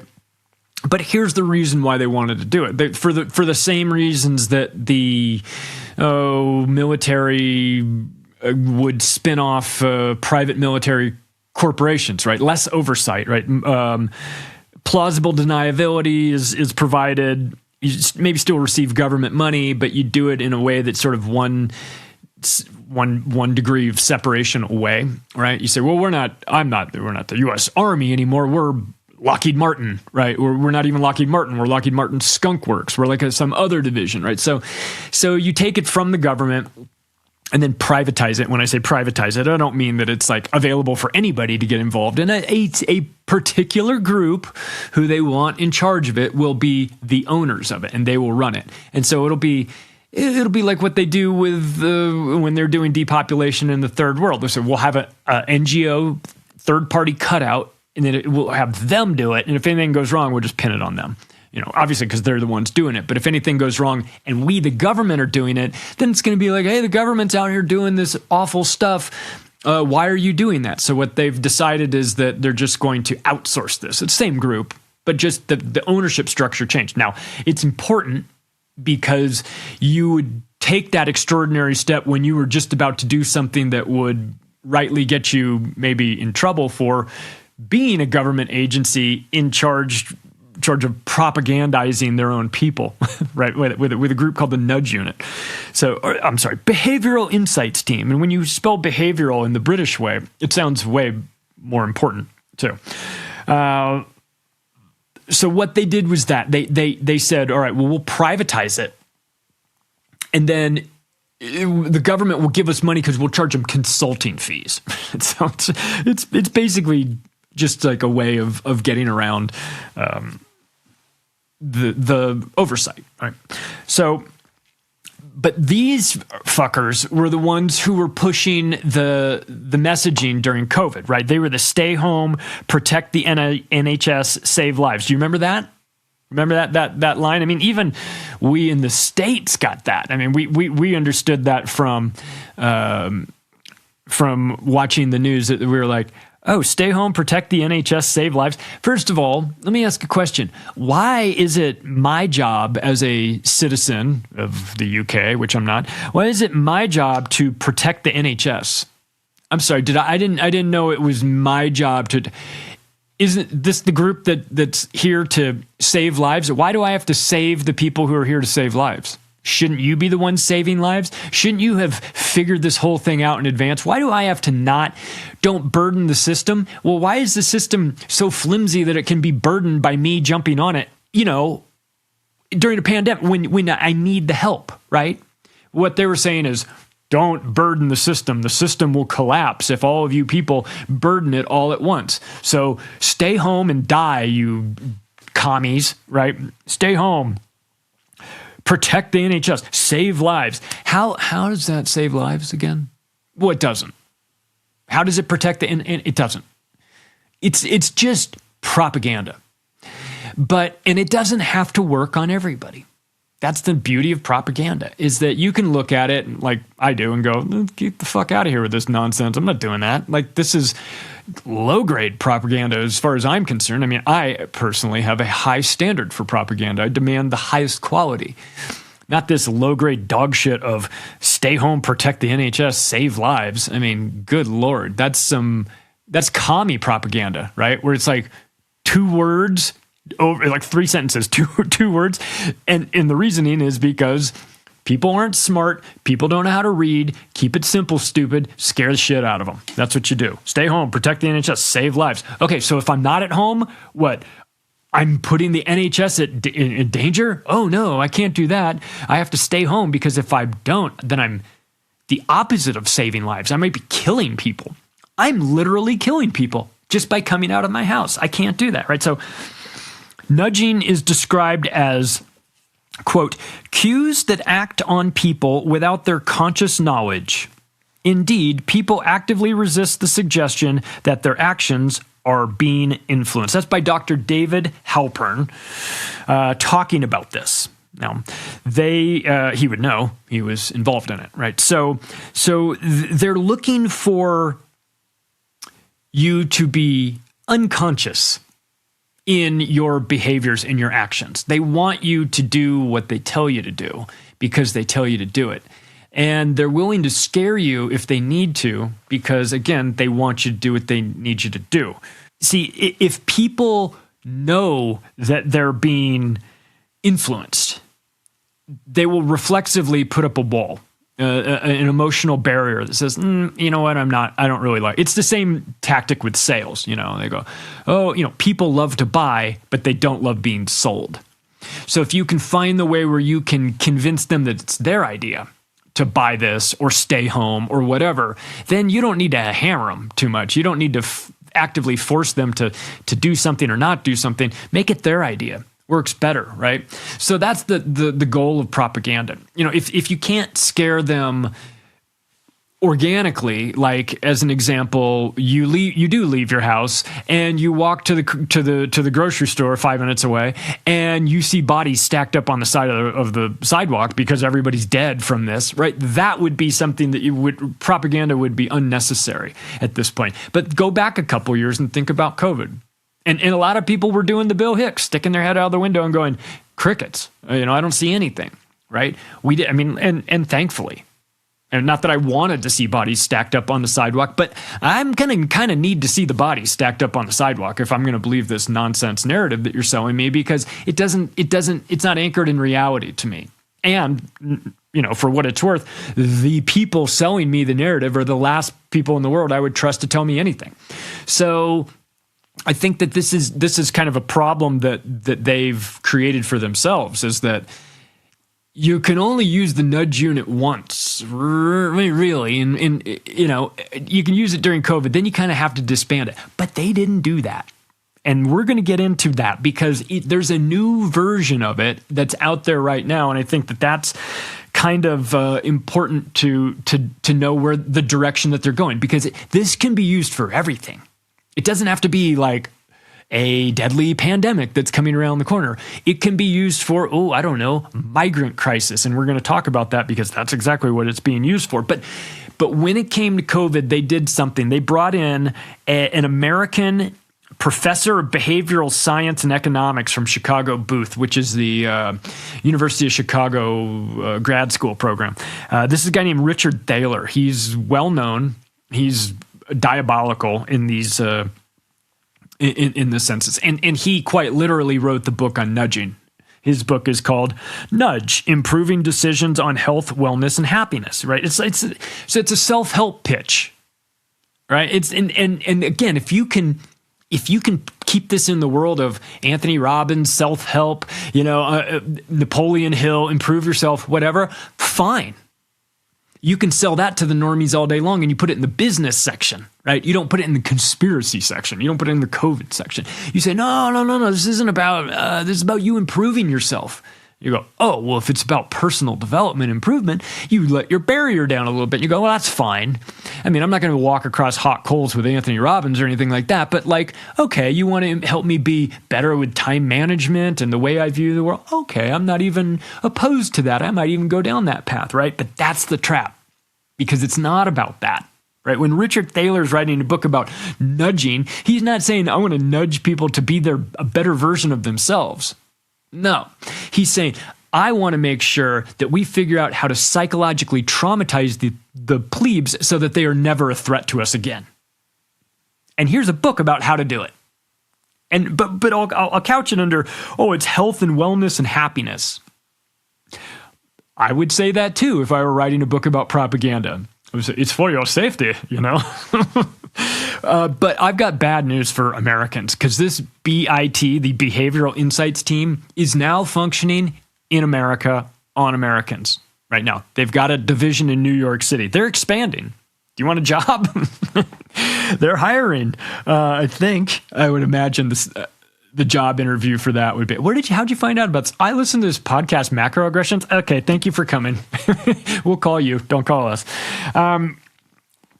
But Obama created something similar. He created the Social and Behavioral Sciences Team with an executive order on September 5th, 2015, right towards the kind of the back end of his reign.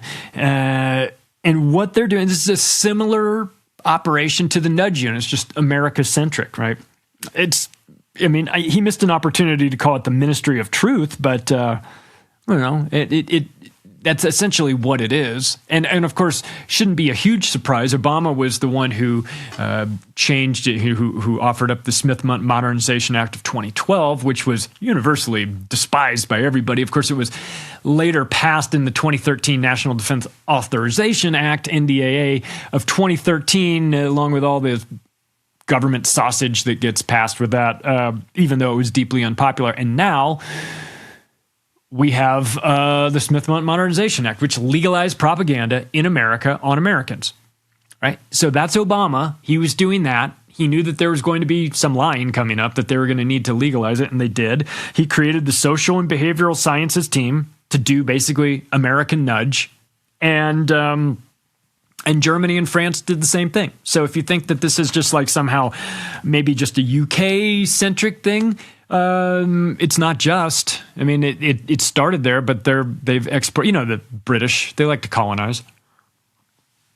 So they sent a expedition team to a few places to infiltrate us. Let's talk about the new version of this, because new Nudge Unit 2.0, Nudge 2, Electric Boogaloo, I don't know, whatever you want to call it, Research, Information, and Communications Unit, the RICU. It's got an acronym, so it's bullshit, but the RICU is from the new Nudge Unit from the secretive Home Office. This is 10 Downing Street. This is the White House. This is like if the White House had a propaganda wing.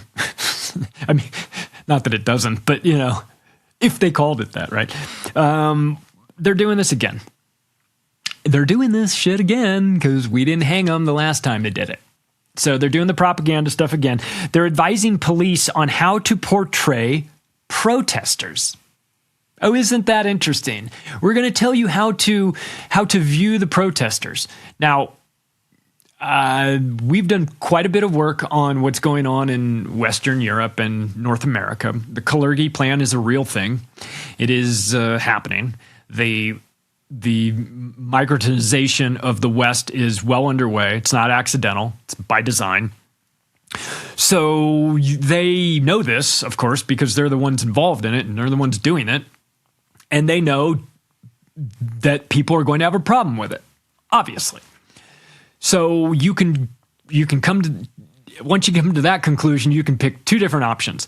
Are we going to not do it because the people are going to have a problem with it? Or are we going to still do it, but try to lie to the people and convince them that it's for their benefit? And of course, they took the second option. They're certainly not going to stop doing this. So expect nothing but lies, right? And this is what the group is brought here to help out with. So what they are currently doing, what the Research, Information, and Communications Unit is doing, is now helping to show how to make public statements without inflaming the migrant community. So they're talking to the police and the media, and they're saying, look, I realize that some fourth world savage has just beheaded one of your citizens, and everybody's ready to burn this place to the fucking ground, all right? But instead, we want to tell you how to refer to this gentleman who just did the beheading. We're going to call him an unhoused migrant, and you have to use this terminology, and you can't say these words, but you have to say this word. And then if anybody puts up a fight, you're going to call them X, Y, and Z. You're going to call them that they're that they're unpatriotic, and that this is here are all the reasons. Here's the bullet points for all the reasons why you should accept these unwashed savages coming into your lands that don't fit into your culture and custom and can't read and don't understand what you're doing and want to rape people and think it's fine and all this stuff. This is why you should be okay with it. Well, look, if you have to have a bullet point, list of all the reasons why the people should love this, but they can't seem to see it on their own, that's because you're lying to them, right? So this is an organization whose entire existence is designed to lie to the general public. That's what they do.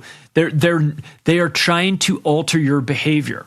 It'd be one thing if they were trying to alter your behavior about, hey, all this processed food is really bad for you. Here's some healthy alternatives like apples and oranges and fresh vegetables and everything. Maybe try that. If that were the number one goal of the nudge unit, I would feel differently. I might say this is the common sense unit, right? Or, I wouldn't, but you could maybe make a case for that. But just in case anybody was wondering, none of that is happening. They're not telling you to eat your vegetables. They're telling you to allow Ahmed and his 9 children to come into your town, take your job, and impose their religious beliefs on you. And if you have a problem with it, you're a dirty racist who is unevolved, and we should consider putting you on a boat and shipping you somewhere else, right? So the tactics include planting stories in the media. This is what this group, the RICU, does. Their tactics include planting stories in the media, deploying undercover operatives, and shaping online conversations in targeted communities. So basically lying and manipulating and faking events. That's what they do, right? So this is where they got on the radar. Now it's over for them. Again, like you get one shot during COVID. Now people know about this nudge unit. You're not allowed to. No one's going to believe them anymore. So they start the new version, Nudge 2, right? And what were they working on? The Belfast attack. It came out that they were behind that. They were partnering. So what happened was there's a Belfast stabbing attack situation where a Sudanese man, I think, tried to behead an Irish. It was an Irish guy with Down syndrome. No, he had like mentally retarded, mentally impaired. I don't know how retarded he was. Might have just been Irish. No offense, but he was a little of both. Let's be clear. And they got him, and it was a huge uproar. as it should be, right? When you're doing that, I mean, doing that to anybody is despicable, but doing it to somebody who's mentally, I mean, how dare you? That's really shitty. And this group came in and crafted the family statements. They wrote the press release for the family to deliver, right? The family who's had their kid has had its head cut off, right?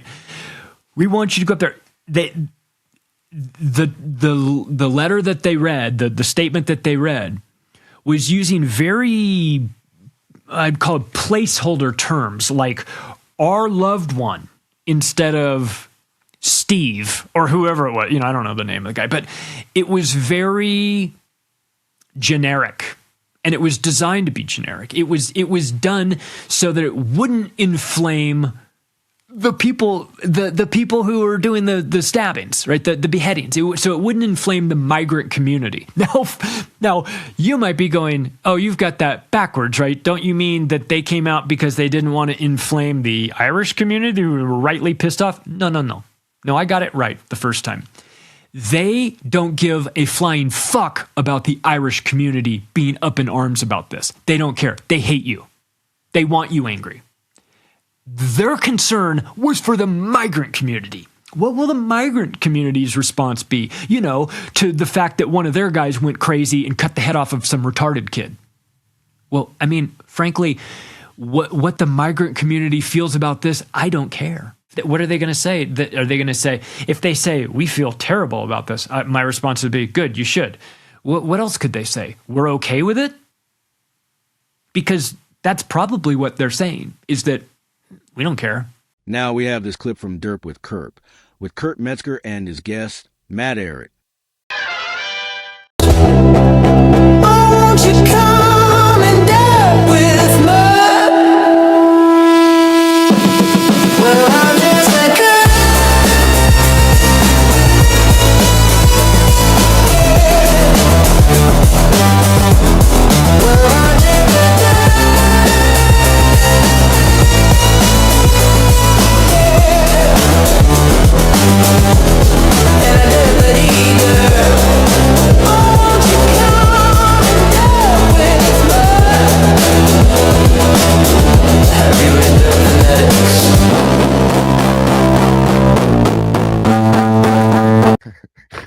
Oh, there you go.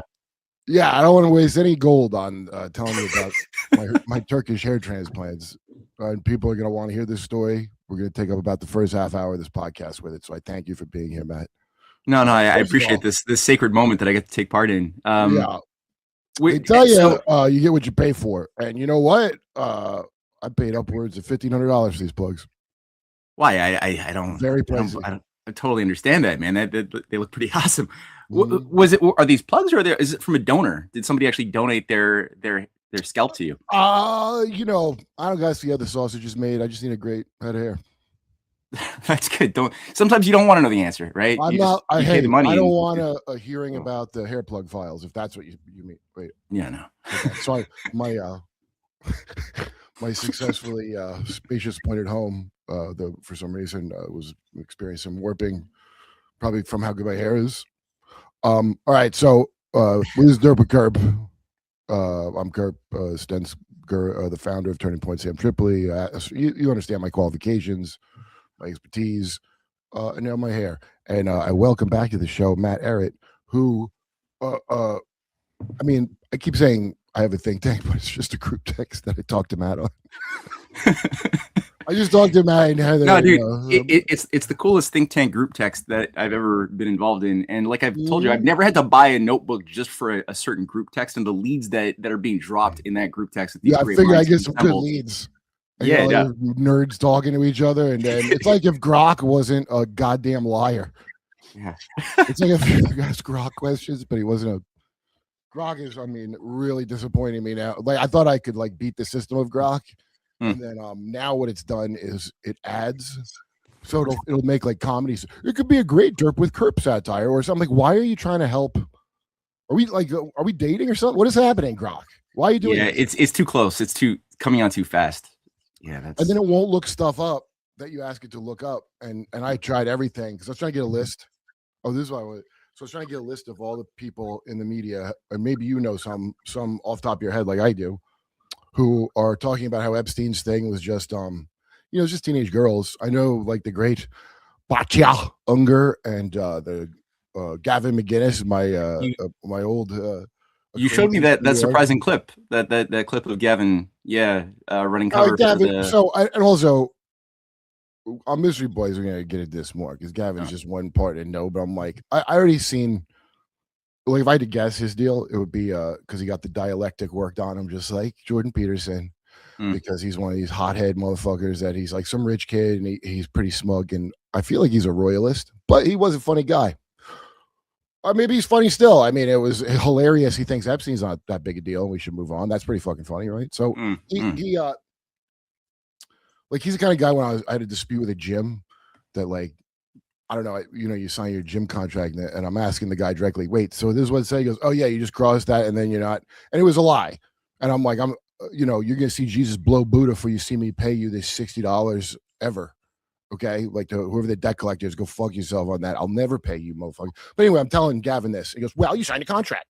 He's like that kind of a prick, Right. Whatever helps the rules. The rules are the rules are the rules are the rules.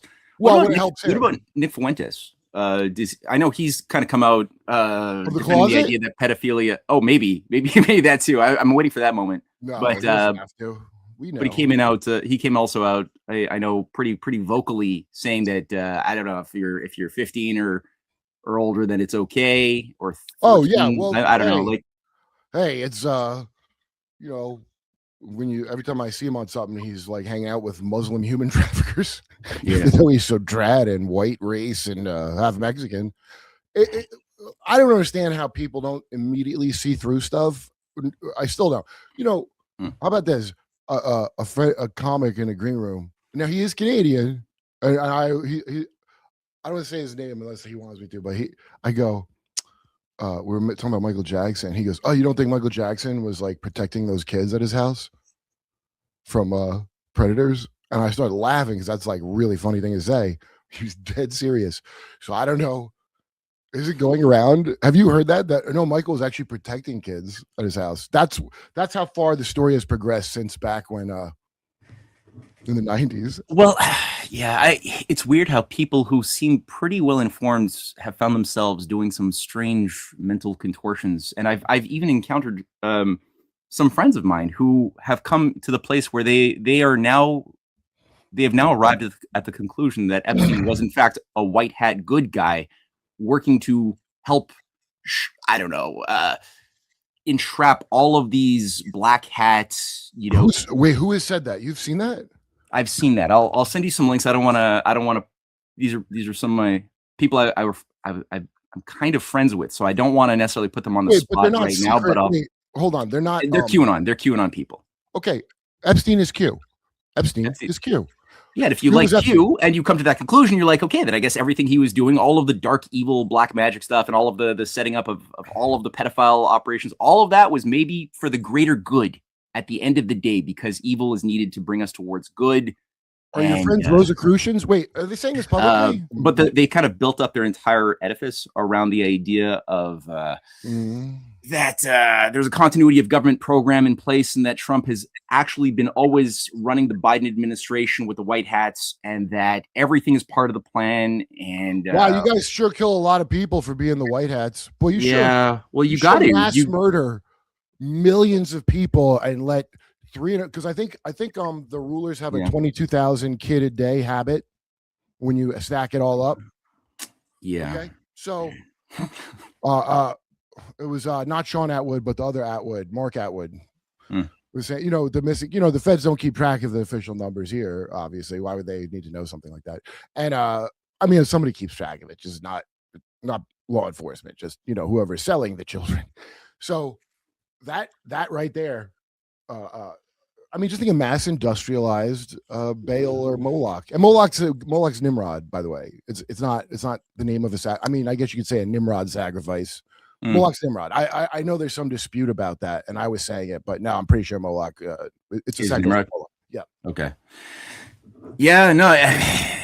How black can become white. That's what Bertrand Russell was saying, right, in his Science and Society book. It's in the future, the scientific engineers who will be managing the human herd will figure out how to make children become convinced as early of an age as possible that black is white. And if that costs too much, then we could do other assessments. You know, he's kind of funny in his little assessment of the future. He's like, we can see how much it would cost to make them believe it's at least that snow is at least dark gray. So yeah, they've done it. They've totally done it. Black is white, up is down. I mean, they have done it. And when you talk to victims of shit, like Juliet Engel was on Jimmy's show, and they would, you know, one of the tortures they would do with these kids is spin them on a wheel. That's like torture. It's like, you know, oh, you get dizzy. I mean, it's like torture to do that. And then they would repeat these phrases. There's no up, there's no down, there's no left, there's no right, there's no good, there's no bad. I mean, they're literally trying to spin the discernment out of the child. Oh yeah, and that's by the way, one of the nicer tortures that I've come across. My friend Emma's show I always bring up because well, I learned about this shit watching her show and just seeing all these people. You know, she has every single type of person who has these claims on, and you know, some of them seem like they could be like off or schizo. I really despise that word. Says schizo. You know, it's such a fucking little shitbag dismissive word that they've taught the kids to say, like red pill, blue pill. You know how everything's a pill because big pharma controls us to that degree. And then of course, you're like, that's schizo. I prefer the term polymath myself. That's why I'm a judge and an astronaut. Yes. Anyway, the stuff they did and so my age is all the people now.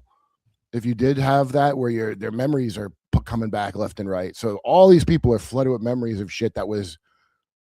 There's millions of them. There's millions of them, and so because your research and everybody else's, I could just go check what they say against stuff you guys have, you know, have research that they've been openly stated over and over again, and you see a lot of it, and then that's where the Rosicrucian. I just now got into your wife Cynthia's. I was watching her talk about it on a podcast, but I got to go back and there's like I can tell there's a lot. I can go back and see, but she mentioned on some podcast I was listening to her about how the darkness, you need the darkness to know. Basically, if you saw Constantine with Keanu Reeves and Gabriel goes like humans are their best when they're like being tortured or whatever, and he goes, Gabriel, you're insane. Yeah. Well, Gabriel's a real Rosie Crucian, I guess, because that's what they're into, right? That's absolutely. I mean, even look at the movie Disclosure Day. You know, like I just watched it last night finally because I'm like I made all these documentaries, you know, going through the hidden hand of UFOs and how it's a giant Rosicrucian psyop. So I'm like, might as well watch this thing at the end of the day. So we watched it. Yeah, it wasn't even as bad as I thought it was based on the reviews I was getting. But however, one of the key things that these children, these two kids who end up becoming, you know, the adults, the main stars of the movie, but they were kids who were molested by aliens when they were young. You know, they're clearly being super abused by pedophiles, and they're being even taken this girl. Have you seen the movie? Did you watch the movie? No, I watch all the spoilers and then I try to spoil the movie. Yeah, well, you know, I don't mind spoiling this kind of movie. It's garbage, but yeah, you know, spoilers. Steven Spielberg, diddler, everyone. Here's the spoiler. Yeah, you know, you might walk out of the movie with a strange desire to like legalize pedophilia. That might be a desire you have. Well, I love it. As a subliminal message. Yeah. Bring back empathy. Oh, humans need to relearn empathy. Do we need to relearn empathy? Did the aliens mention anything about Gaza? You mega group motherfucker. Did the aliens mention Iran and you blew up those girls in that school? Well, you scumbag, you know? No, so it's a weird convergence, right? Where you, on the one hand, they're telling you these kids are getting abused and molested as they're taken out of their bedrooms. They're telling you that, but it's a gift. It's a wonderful, beautiful gift at the end of the day because now they have clairvoyant powers. They're chosen. They can do math in like 2 seconds. This one guy, and he can like interpret what these clicks and clucky sounds are. The other weird thing about the movie too is that they're using imagery like Disney. The girl is like in her bedroom when she's like 8 years old, and the aliens are coming in dressed as animals, and she's like singing Disney. I didn't see. Even though I saw it, I didn't see it. Just wait. Because on the one hand, so they come in acting like animals and she's singing Disney music. So she's like a Disney princess. Now she's following them into the snow. And this is all like suppressed memories that she completely compartmentalized. And they're only coming back now that she's interfacing with the aliens directly and about to reveal the big truth. And where do they lead her? They lead her to Hansel and Gretel's little forest cabin. Was it a And it's candy called- house or a gingerbread It house? doesn't look like a candy house, but she keeps saying it's Hansel and Gretel as she's following them into this house, which is clearly a sign of like, cannibalizing children, which is like the whole point of that story was a warning for parents to like, don't watch out for the witches in the Bohemian forest who are going to be coming in, seducing your kids with candy and shit. It is a Bohemian forest, isn't it? A Bohemian grove, if you will. Yeah, dude. I didn't know about nobody else has pointed these things out as far as I've seen except you. Wait, could you restate the first thing you said up top though about oh, that's right. Okay, so the chosen. So in Monarch, if you got put in that program, you're a chosen one. And so all the vicious sexual abuse that and almost killing you to get you to like be able to see through the veil and all the blood drinking to quantum anchor you to dead people so you can see past the veil. It's all Sibylline Oracle bullshit. The same thing they've been doing forever. And then they told him in the new world, you're going to be ruling. So George W. Bush, when I would joke that he used to get chased naked through the woods by Dick Cheney, like the most dangerous game, him and his brother were just two naked kids. I was saying as a joke, and no, I'm pretty sure they absolutely did that. I'm pretty sure. Because then we had Kathy O'Brien on Jimmy's show talking about, they all talk about the most dangerous game, all of them. Jerry Sweet does. That's the thing that the Hilton girls had to do it. And here's the thing: they don't kill you. It's a little bit worse than that. Have you heard about this? Is IDF pheromone you could spray on somebody to make a dog interested in them? No. Yeah, well, that's what happens when they catch you. Oh, that's what no. happens. They give you get raped by a dog. Dog training treatment, if you know what I'm saying. I don't even know if I'm allowed to say it, but a guy that I'm cool with, a comic, was joking about it at the. They're assaulting people with using dogs. Okay, that's messed. I mean, it's all messed up. On The Boys, the show The Boys, Homelander. Yeah. People are all buzzed about this crappy scene where he's like bent over and inviting a dog. That was in Michael Kripke's The Boys series. And it's supposed to be like how profoundly, messed up Homelander is. But again, a chosen one, German scientist, did things too. The guy who made the comic is 100% commenting on it. I had no idea. Oh, which leads me to X-Men. Wait. Because, Yeah, we could talk about X-Men. That's important. But however, just quick note on the Monarch thing. That is all over the Disclosure Day story too. Like this girl's memory, her wallpaper is pure butterflies. It's a consistent theme from the beginning of the movie all the way to the end. It's kind of like a big fuck you to people watching things with like a little bit of knowledge of how this stuff works. Because you can't walk out there and for people who have started getting into the conspiraphile mindset, they're going to see all the symbolism and they're going to be driven nuts and they're going to come out telling their friends and their family, hey, this is Monarch mind control symbolism everywhere, and they're going to sound more crazy because you can't prove any of this stuff. How about if you're in Monarch and you see it? I'll bet that's got an interesting effect. Also, what do you call it? The Disney, I didn't know the profound degree to which Disney is involved in this shit. And I was just watching Jesse Michaels, this dude Chris. He's like got a lot of tattoos and shit. I don't know what his channel's called, but sometimes when it comes up, he'll have like something so fucking interesting on there. And this guy was talking about, remember the fake alien Linda Moulton Howe said she was briefed on, where the guy looks like a Sumerian. He's like a big nose and a microphone. It's like like David Brenner came out of a fucking spaceship. Right. Oh, David Brenner, well, from another planet. Anyway, that's some made up thing from a Sumerian statue. And there's like 8 minutes of real footage in this thing because supposedly they were going to release it, but they didn't release it and blah, blah, blah. Long story short, Disney, or this video that got passed around, has 8 fake minutes of fake footage that they sheep dipped by going in this huge convoluted circle of a story. So then you're like, oh, there's 8 minutes of the real UFO footage in it, but like they weren't allowed to put the whole thing. But you still got to concoct a whole story to lead to somebody to think that. Anyway, this guy broke it down beautifully. Chris Ramsey. Whoever that guy is talking on a recent Chris Ramsey, check it out, because it turns out, and he's a Canadian guy too. I can't remember his name, but it is amazing, the bullshit.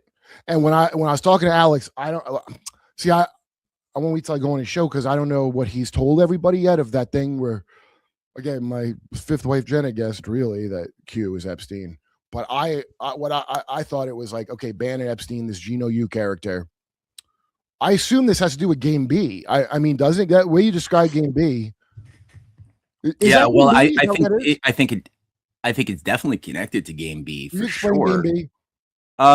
Courtney Turner, I would say, did the most work on this specific issue of Game B, but from what I've gathered, it was a plan that was put together by a bunch of people around Brett and Eric Weinstein. Eric was even called the rabbi of Game B. Brett apparently laid claim to coining the term Game B. I forgot some of the names. Jim. God, I'm forgetting some of the names. Wait, some of the key players. He's spoken about this, hasn't he, Brett? Has he spoken about this or no? I don't know if he's come out publicly. I know other people who have led the this agency or this I guess. Because I think he said because what is it? Game A is not working, and so we're making Game B. Well, it seems one of many iterations of the thing that they've been planning for many generations anyway, which is that you take and infiltrate the system that you want to ultimately destroy by running it into the ground, by making it the worst possible expression of Western civilization possible, and then you know that because it's going to collapse under its own self-contradictions, because you've put those self-contradictions there, then you already have set the stage for the new alternative system to come online.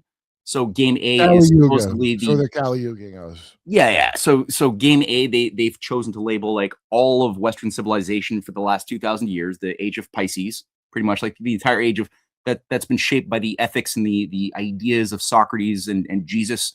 That system of the age of Pisces, they call Game A, which is like materialistic, cold, hypocritical by its nature. They infuse these meanings into the Game A, and then they're like, well, and this all came out in like 2011, 2012. Then they're like, well, Game B has to be the new alternative, which is empathic, which is feeling based. We don't have to be head thinkers. We have to be heart thinkers, and basically Aquarian conspiracy shit, like Willis Harmon's assistant who wrote the Aquarian conspiracy program in 1981 as a sort of guidebook for the followers of H.G. Wells to reset the world civilization. People like Maurice Strong and what have you. They were all great Maurice Strong. Great. Yeah. Like he's completely part of the New Age cult, movement. He ran his Baca Grande Lounge in Colorado. Climate change bullshit. What he's the father of the Green New Deal, the father of Agenda 2030, all of that. He's a huge piece of garbage, man. That's a gift that Canada gave to the world. Yeah, sorry. I know he's Canadian. Yeah, he was from like Saskatchewan or something like that. But he's got some weird family connections. Like his uncle Frank Strong was like the head of the YMCA, which is a major espionage operation going back since even before the Cold War. It was a big part of what organized the transfer of funds during the Bolshevik Revolution. There was a lot to operate. I didn't know that. Yeah, they've got a whole weird insidious history. It's really, really weird. And Trump's favorite song. I'm surprised that it's bizarrely and inexplicably the favorite song of Trump. Strangely, right? Of all the songs to pick from, you got the gay anthem that happens to also be the anthem for the YMCA that was allowed to operate on both sides of the Iron Curtain. That was what made it so useful for espionage purposes, because it was allowed to operate throughout the Cold War on all sides. So his uncle was a high-level player. His aunt, Anna Strong, was also brought in via, again, YMCA and other Chatham House-affiliated operations tied to the Fabians in the 30s to try to be a shaper of an influencer of Mao Zedong, who she became a close advisor to for many, many decades. Wait, say that again. Anna Louise Strong. Yeah, she was brought in I think it was the 40s, maybe a bit earlier, as a journalist into China, and she somehow became an advisor to Mao Zedong. I know Mao had a bunch of friends who were telling him, "Don't trust this woman, don't do it." But he kept her close for some reason, and I can only imagine what type of advice that she was giving. So Maurice Strong he's sold as if he's like some self-actualized, just young Canadian who made it big with a big conscience and became sort of like the youngest CEO of Power Corporation in 1962. And so he was like this mining magnate CEO of all of these like petroleum interests, but at the same time was getting pulled in by David Rockefeller at Rockefeller Plaza, and was developing an ecological conscience, where he all of a sudden found himself obsessed with the idea of green governance where he became the head of the Office of External Affairs of Canada in 1966. He even described in his biography by Elaine, I forget, it's Cloak of Green. Cloak of Green is the 1995 book, which was a fantastic book. You got to pay like $1,000 to find it now. I'm trying to find this right now, dude. Because Mark Windows from Windows on the World. That's why I first really because I heard of Maurice Strong, but I couldn't really So there's an article, and it's in like a Nevada, like some kind of local. It's all Maurice Strong talking about how. Yeah, West Magazine. Yeah. Yes. Yeah. I read it. Yeah, it's good. And it's all like, are people going to do what I say, even though their vote doesn't count? But well, we got to try. Dude, no, that's a 1990 West Magazine interview, or not even interview. It's an article about his Baka Grande Lodge, which is like a major Alice Bailey New Age cult center even today, and it controls like the Ogallala aquifer, one of the biggest aquifers of the United States. He just conveniently happens to like control most of that. And they bring in like, Tibetan lamas and all sorts of New Age freaks. It's still there today. It's like a big mecca. But in it, he's going through the scenario of a book he would like to write, and it takes place in Davos. And he's a co-founder of Davos. He's actually, Klaus Schwab even said that Maurice Strong was his mentor. When Maurice Strong died in 2015, Klaus Schwab described Maurice as his mentor. That's right. Yes. Okay, wait. And this is one of my favorite. Yeah. He described himself as a socialist in ideology, but a capitalist in methodology. Wow. Yeah. So you're like a Fabian Lizard person, is what I'm Yeah, exactly. Well, he was the head of the World Bank for a period too. He's man. Very good man. Very, very, yeah. And no, he describes how isn't it the responsibility? Oh yeah, no, that was it. That was in the scenario of the book that he wanted to write, which is fiction, of course, that takes place in Davos with the world leaders. He's describing how isn't it so important that human civilization be permitted to collapse in order to save nature? And he's like, of course, this is our moral responsibility, but would world leaders ever willingly do this? And they're like, no, of course they wouldn't willingly do this. They're selfish. So isn't it upon us here at Davos to bring it about? Mm-hmm. Isn't it our moral imperative to bring about the collapse of industrial civilization in order to help basically, I guess, the greater good, whatever that means? Mm-hmm. But yeah, and he's like, oh no, but it's just fiction. I was just entertaining fictional idea. Yeah, but you're doing it. Like your entire life has been devoted to doing that very thing. So, well, it's like I'm watching, that Nicholas Shrek fucking one-eared motherfucker that I don't know why it pops up. I must have been looking up some occult thing, and so this guy who looks like when people claim there was a Secret Service man, it was blurry picture, and they're like, this is a reptilian. He looks like that. He looks like that picture because he's missing one ear. His story about how his ear got cut off is also absolute. I don't believe it for 2 seconds. Got chopped off by a black bodybuilder guy. Who lost their ear? Who lost their ear? Nicholas Shrek, married to Taylor Swift LaVey, the daughter Xena Taylor Swift LaVey, the daughter of Anton LaVey. She looks peculiarly similar, right? Yeah, but if you travel a lot, a lot of people fucking look alike. I mean, it's not.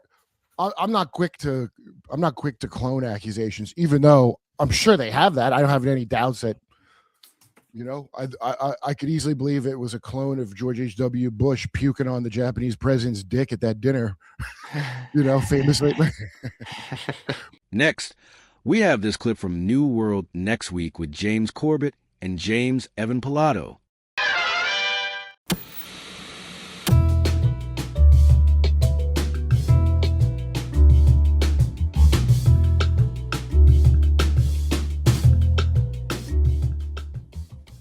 Welcome back to New World Next Week. I'm James Corbett of CorbettReport.com.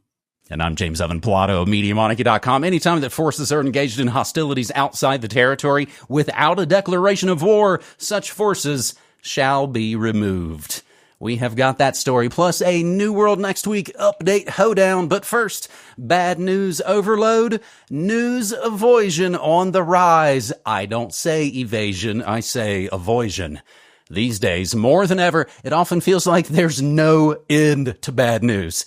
In the age of social media and constant exposure to news, doom scrolling can take a heavy toll on people's mental well-being. James, I was just on a website yesterday or this morning. It was like, oh, you're one of those. It's going to load the next article if I scroll down too far. And I was like, oh, God, get away. Scroll back up. As a consequence, more and more people actively try to avoid the news or at least limit their exposure to it.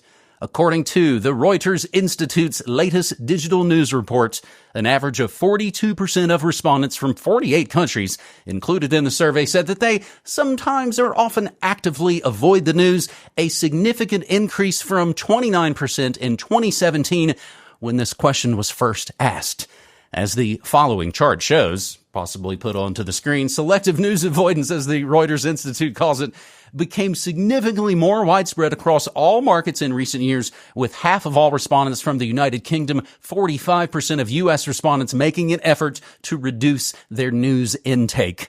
The Reuters Institute finds that news avoidance is often linked with low trust in the news, and that there are generally two parties of news avoiders, James. Consistent avoiders who typically have low education levels and little to no interest in the news, and selective avoiders who struggle with news overload and try to insulate themselves from certain topics to protect their mental well-being. That's why you just add in the little codes of words that you don't want to see on your feeds. We will include the link to Reuters Institute's Digital News Report 2026. And James, as you, I believe, joked, this is our annual, hey, people don't trust corporate media anymore, and we can pat ourselves on the back for that, James. But my conspiracy theory, what if this is all the man's plan to get us to stop looking at what they're doing? You know what? Regardless of whether or not it is a conspiracy, it's true. So it has that for it. And that, again, that's just sort of a logical extension of the situation that we find ourselves in. Because if we are constantly bombarded with all of this terrible, terrible news that only continues to get worse and worse and worse, whether it's the wars of aggression halfway around the world and or what's happening in your own backyard and AI data center fight and everything else, and constantly we see these issues come up and they are solved in favor of the oligarchy, eventually people will learn, oh, okay, it doesn't matter if I know about this. It doesn't matter if I do or try to do anything about this. It's going to keep going forward. Oh, well, okay. I'm going to go back to my beer and popcorn and who cares? Whatever. The world can burn without me. And that is just a logical extension. And it's, in fact, a well-known psychological phenomenon. People will know about the concept of learned helplessness. If you do not, you can read a newsletter I did about that a few years ago called You Can't Win, Don't Even Try, which starts with the anecdote about of course, the famous story about how they train the elephants for the circus. They tie them down with these big, heavy, unbreakable chains when they are little baby elephants so that they know that struggle all you can, you're not going to get away. And then by the time they reach adulthood and are these gigantic beasts that could break, they use flimsy little ropes that they could easily break if they tried. But they don't try anymore because they have learned that I can't get out of it, so I'm just going to take it. And of course, there is other more rigorous psychological experiments that have been done about literally electric shocking dogs and things like that. Horrible stuff, but it goes to show that, yes, eventually people learn, okay, can't do anything, don't try. And they just lay down and take the electric shocks, figuratively speaking. And so I don't know if you've observed this. I certainly observe this a lot in the work that I do. For example, with the right to repair that I was just talking about on Solutions Watch. And they make sure to get people's energies invested in, hey guys, write your congressmen so that they support this right to repair act that will solve all these problems. And when that inevitably doesn't work, you tried. What was the point of it all? Just give up, guys. Just go home. And meanwhile, in reality, we start to lose sight of our own agency, and we start to lose sight of what we can actually do in the world. Not writing congressmen to support some bill in Congress, but hey, how about actually refusing to buy things from people who won't let you repair your own property, for example, and supporting businesses like Ursa Ag and others that are coming out with, a tractor you can actually fix yourself. Oh my God, what an idea. How come no one's thought of that before? So there is an aspect of that. And there's the other aspect of this, which I don't know if you've noticed. I have certainly noticed this in my work over the last couple of decades, which is every time there is a big, spectacular, terrible thing passing through the news, suddenly there's lots of people coming to CorbettReport.com. They want to hear what I have to say. They want to get the latest information about this big, spectacular thing that's happening. And then when that goes away and sort of things die down and they can go back to sort of everyday life, whatever, they kind of drift away and they don't care so much. And then some big, spectacular, horrible thing happens and they all come back and they want to know about it again. And it just strikes me that, hey, if you guys cared as much during the times when nothing is happening, as you did in the times when something is happening, we might actually have a movement that could actually do things in the real world and accomplish things if we kept that kind of energy and focus. But again, it is just natural. And, I'll admit, sure, like doing this day in, day out for year after year, decade after decade. Yeah, it does get incredibly demeaning at points where it's dispiriting. And I feel like, do we have to roll this rock up the hill one more time? And that is just natural. So I don't know if there's a solution to this, but I think everyone's feeling it. And I think we all, hey, we're going into the summer months. So I think you and I both know that no one's going to be paying much attention to New World next week in the summer months, right? I was noting that on my morning monarchy this morning. It's like summer is not, again, that's not the time to introduce a new product. They're already getting tons of mileage out of COVID and J6. Still back in the news, still scoring points off of that. James, I went pretty heavy into what I noted as one of your favorite words, enshittification, on my morning monarchy the other day. Again, just talking about the inevitable way that all the services go. We're totally different than those bad, bigger guys, but now we turned into those bad, bigger guys, possibly even worse because we feigned to act as though we were different. Talking about, again, how, yes, there are more bots on the internet than actual meat space humans. Lay down, GI, or what? We could just watch The Beating Channel on THX 1138. Have you ever seen that film, James? I mean, I have. I don't remember The Beating Channel. It's like the hologram channel that Duval, R.I.P., puts on. Yeah, you put on, The Beating Channel. It makes you feel better. Of course, mega nerds will know that it is sampled at the very opening of the Downward Spiral album. But yeah, James, it's how they'll train dogs here in the States. You rent a surveillance shocking system, and you put a collar on your dog, and you put flags up all around your property. Your dog goes outside the flags, it gets shocked. But all you got to do is keep it for a couple of weeks, because once he's got that training, he ain't going through there even once you take down the flags. That's the same exact training you're kind of talking about. I think there is something to be said, again, for knowing what's actually going on literally in your own backyard, which we will discuss a little later on this New World Next Week episode. Like in my case, knowing that there's a wildfire outside might be important. Knowing there's a wildfire somewhere halfway around the world, sad, but I can't probably do anything about that. So, James, I'm wondering if the people that watched comedy, fake news for decades, and then were completely blindsided by this whole Trump wave, will they go back to that? Will they go back to watching essentially fake news? It's a speculation. Or will it be fake movies? Sean Penn to direct film about January 6th with Bradley Cooper to star as Capitol Police officer, actor, and filmmaker. Sean Penn is reportedly developing a feature film centered around the January 6, 2021 Capitol riot with Bradley Cooper in talks to star. Hopefully he can work in some way where he needs to sing.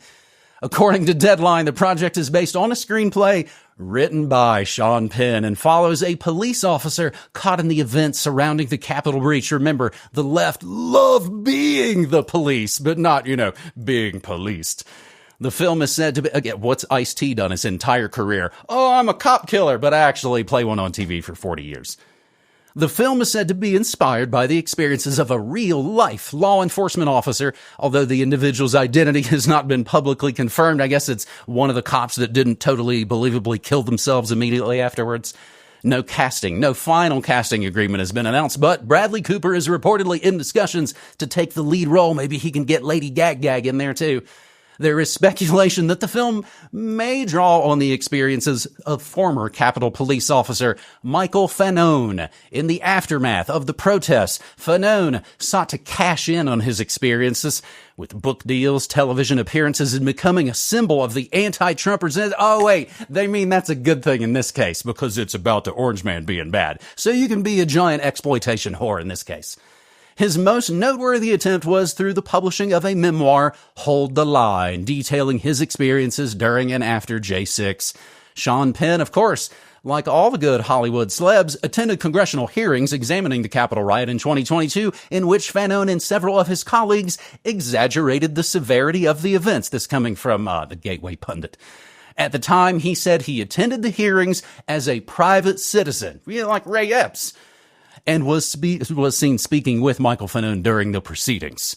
Penn is notorious for his left-wing politics and is predictably a fervent critic of President Trump. Both he and Madonna totally deny the story about him tying her up and beating her on his wedding night. He has previously described Trump as a demagogue and has sharply criticized his political movement in numerous public appearances and interviews. Again, it's become their entire personality for the last decade plus. They didn't say dookie about nothing, but now, again, as you just said, James, imagine that energy, man. You might actually be able to do something if it wasn't selectively enforced and wildly hypocritical. Just last year, this is news to me, he won Best Supporting Actor Oscar for his role in One Battle After Another, where he plays a white supremacist military officer pursuing a group of socialist revolutionaries.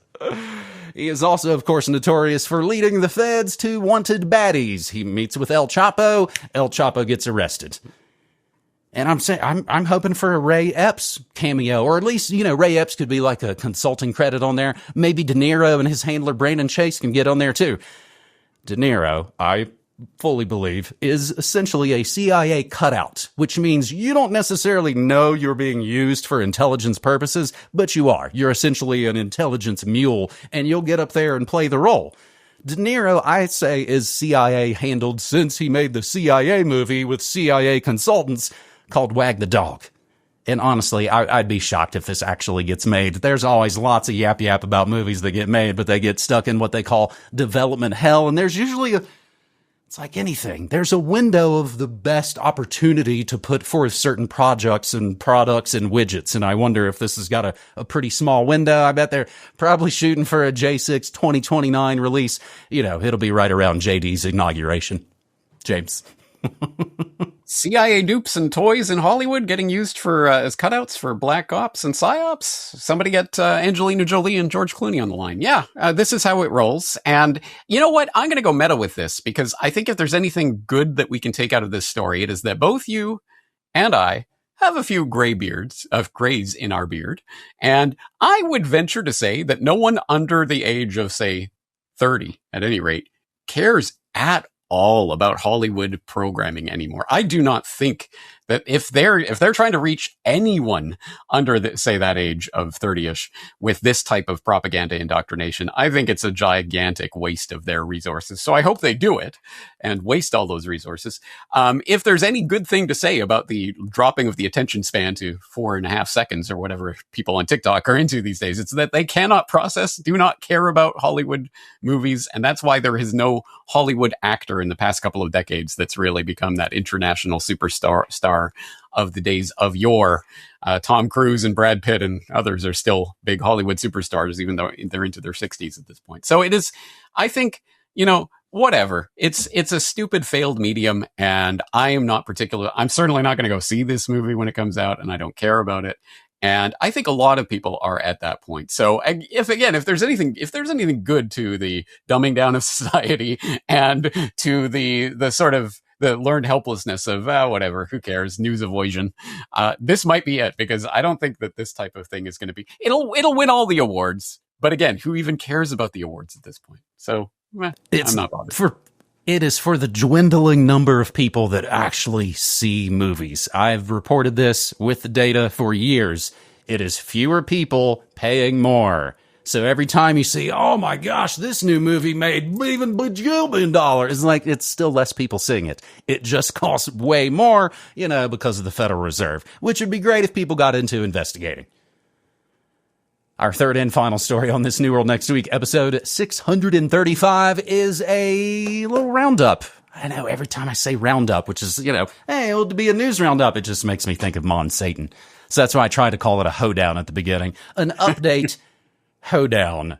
Follow-ups on stories we have been covering recently here for you on your New World Next Week. And the one to kick it off in an historic first. Again, imagine this energy on other eras. Congress passes first concurrent war powers resolution to end the Iran war. From antiwar.com, the Senate on Tuesday approved a House-passed concurrent war powers resolution directing President Trump to end hostilities against Iran, marking the first time Congress critters have had the spine to approve a concurrent resolution directing the termination of an unauthorized war. Again, it's like Orange Man gives the gutless powers they just never thought they had.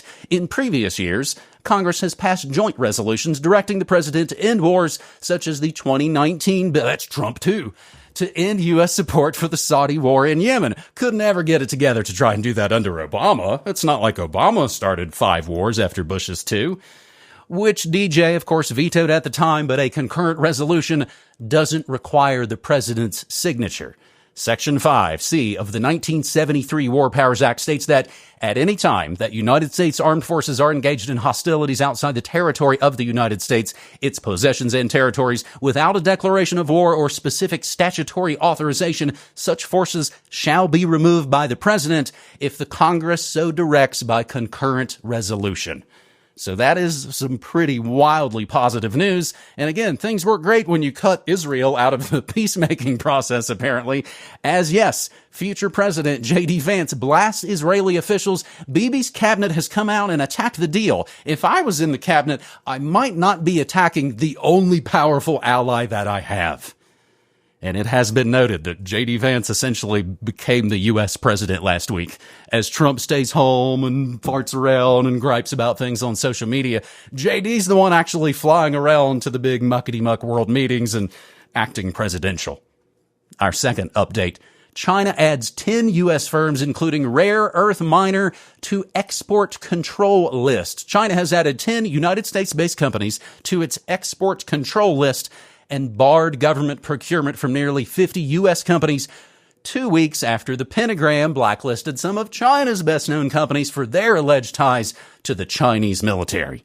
So that's, of course, just the tit for tat right there. But as I noted, in my backyard, missing scientist 53 found dead in National Forest 11 months after her vanishing, as 2 items found near her remains spark fresh doubts over the suicide theory. Melissa Cassius, R.I.P., 53-year-old administrative assistant at Los Alamos National Laboratory. That doesn't sound like high-level spook doctor that knows about the aliens on the dark side of the moon. An administrative assistant at Los Alamos National Laboratory was found dead May 28, 2026 in the McGaffey Ridge area of the Carson National Forest. That's outside, James. It's outside. This is south of Taos, but it is outside. Despite being found with a handgun, which her family claimed did not belong to her, there was no ammunition, except for the ammunition they found in her head. Weirdness going on, James. And I've talked about the speculation that it is some sort of mind control, voice to skull, Manchurian. Why don't you pass the time by playing a game of solitaire? Multiple of these scientists were last seen leaving their house with a gun and a canteen, and left all their other stuff by. Again, if that's not mind control, I don't know what is. Update number 4. 2 new tick species descend on the Hudson Valley and the Catskills. The Lone Star tick, which was once limited to the southern and mid-Atlantic states, first confirmed in New York State in 1990 and is now common on Long Island, according to the state health department. The tick is infrequently found in upstate New York and most likely transported by migratory birds that aren't real. The U.S. Center for Disease Creation considers the species established in 16 upstate counties, including Ulster, Sullivan, and Albany. Its bite, oh, by the way, can cause a severe permanent allergy to red meat and dairy. What are the odds? And finally, the horrific update number 5. Frankenstein rabbits with tentacles sprouting from their heads invade several U.S. states. Good night, everybody. The rabbits with the tentacles that we have discussed before are infected by the cottontail papilloma virus, CRPV. They're going to have to get some vaccines for that. Also known as Shope papilloma virus, which causes cancerous lesions resembling horns, typically on or near the animal's head. So, James, I know it's summer, but that's some Halloween news right there at the end. That's what happened to them. Because you'll remember just the other week we were covering that screwworm update, and I cast our minds back to almost exactly a year ago when we were covering the screwworms and the rabbits with tentacles. And now we know what's going on with those. Yay. Good. Well, at least it's not disappearing from the news. As for the War Powers resolution, it's obviously an important story, and I will refrain from making the obvious cynical observation that, hey, that would have been much more handy, I don't know, 3 or 4 months ago, rather than now when you're in the process of peace negotiations, right? So Congress, bravely growing a spine and standing up when it's politically convenient to do so costs them nothing and changes nothing on the status quo, obviously. But hey, it sets the precedent for future. Maybe presidents might actually have to get some sort of declaration from Congress again. Remember those good old days back World War II and before? Anyway, and in the same way, I will refrain from making the cynical comment about the peace process itself and the fact that it's absolutely, I mean, what's on the table is staggering and shows that America lost this war. I will refrain from commenting too much on that because at least it's over. I don't care what you sign. Just sign, get it over. Stop. So anyway, some interesting updates, but it just goes to show that the world moves on and continues to go, even if people aren't watching it and even if they're avoiding the news. So we'll continue documenting it for most of the summer anyway. Hey, that is a huge thanks to Brock for the update about the Frankenstein rabbits, getting that on this show. And I, too, have decided to not pursue nuclear ambitions in exchange for $300 million. That's a pretty great deal. We run NewWorldNextWeek.com. I mean, it's now summer. You need all black Media Monarchy shirts and gear. NewWorldNextWeek.com keeps us fear-free, ad-free. You've never heard us shilling a bunch of weird stuff. Again, James, on my morning show, I use, as I always have, lots of clips from all kinds of media. It helps make for a more edutaining type of show. And all the new kids are all vertical video, and I go like a dummy thinking, is there going to be a link for the story that you're discussing? Nope. Just a discount code to buy my electrolytes or buy my garbage product. It's just... I am literally jealous over alternative media, so I've been a little bitter about it lately. But I think you should, probably get a Black Media Monarchy t-shirt. You should also probably check out MediaMonarchy.com/listen. 24/7 news, music, memes, and more. I do a live, brilliant morning news show every morning at 10 a.m. Mountain Time. And after the Thursday morning show, I play the exclusive unpublished audio of these brand new New World Next Week episodes. Only me, James, and Brock have heard them, and you can too at MediaMonarchy.com. Like, what's the website? MediaMonarchy.com. James, that's 635, man. And I understand you guys are having some big semi-sesquicentennial next week. So I guess we'll be taking next week off of New World Next Week and hopefully back in a couple weeks. Anyway, we'll be back when we're back and everyone will be waiting, slavering, literally slobbering all over themselves, waiting for that news update. Get it into my arms, because if there are news avoision people in the audience, I imagine they're probably not in our audience. Anyway, James, thank you for the updates. Thanks so much, buddy. Take care. Take care. Fuck this shit. I'm just gonna dance now. Fuck this shit. 'Cause we don't have a chance now. The whole world is fucking gone to hell. Makes me wanna fucking scream and yell. Fuck this shit. I'm just gonna dance now. Fuck this shit. 'Cause we don't have a chance now. Guys, all rock. Thank you for being here and hanging out and being a part of the show. We do love the hell out of you, and we can't do the damn thing without you. It's a value for value gig here. If you're new here, you're kind of, just getting into the thing. This is how the show works. Every time you see not only AM Wake Up, but every other show that airs on the channels, all of that content comes to you for free. Nothing is ever going to be put behind a paywall. There's no subscribe to this to get that. You don't have to learn a secret handshake. We get $0 from advertisers. We get $0 from paid sponsors. That's why you don't hear 10 or 12 minutes of ad reads and shit at the beginning of the show or throughout it, because it doesn't exist in this environment. Instead, if you guys see value in what we're doing, you like the conversations, you like the guests, you like the jokes, whatever it is, if you see value in that, send it this way, and that's how we get to do the thing. There's a whole bunch of different ways that you can participate. There's a couple of things that we definitely need to see from you guys. Most importantly, time, talent, and treasure. Time and talent, because it's just me doing all of the things 7 days a week in order to make sure that you guys see this stuff and I participate in almost all of it. It's not going to break your wrist. I promise. On the talent end, if you make clips, please do that and get them out there. I don't care if 3 people are going to see it.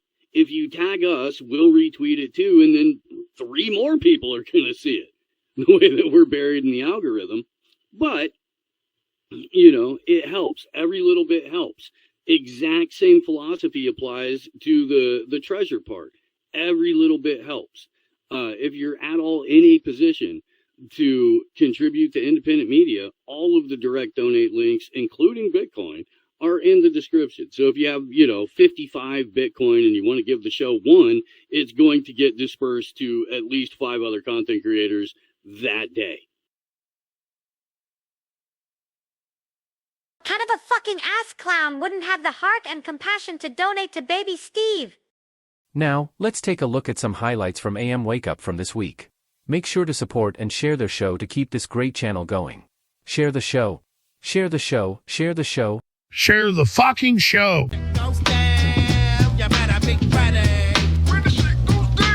And as frequently as one of the hosts falls asleep on camera.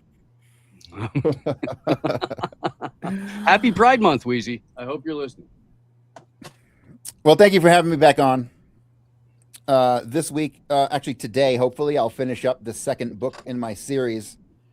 And so hopefully it'll be out tomorrow or Wednesday. And that's good. Then I can get back to my real work on Oswald. So looking forward to it. I'm looking forward to that because the Oswald stuff was truly fascinating. We had a very, in case anybody's new or missing or was missing during the time, hadn't heard it yet, Corey gave a hell of a presentation the beginning of the year. I think it's been over a year. It's been over a year. Yeah. I think. About the two, yeah, on the 2 Oswalds. No, you're right.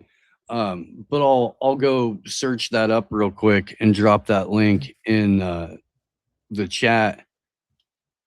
It's pretty wild. And so recently, I've actually been in touch and exchanging emails with John Armstrong directly, which is kind of crazy because the guy who maintains the Harvey and Lee website is Jim Hargrove, and I've been having email exchanges with him for a couple of years. And I always thought John Armstrong was fucking dead. Like I thought he was dead. I dedicated my book to him because I thought the guy was dead. And then I was like, hey, is John dead or what? And he's like, no, John's not dead. He just doesn't interact with anybody. He was just living in Hawaii, Corey. That's all. He wasn't dead. I mean, I know some people it's the same thing, but yeah, of course. So I was like, well, can I talk to him? And Jimbo's like, well, I don't know. He's like, I'll send our email exchanges over to him and see if he wants to talk to you. And he's like, I wouldn't get your hopes up.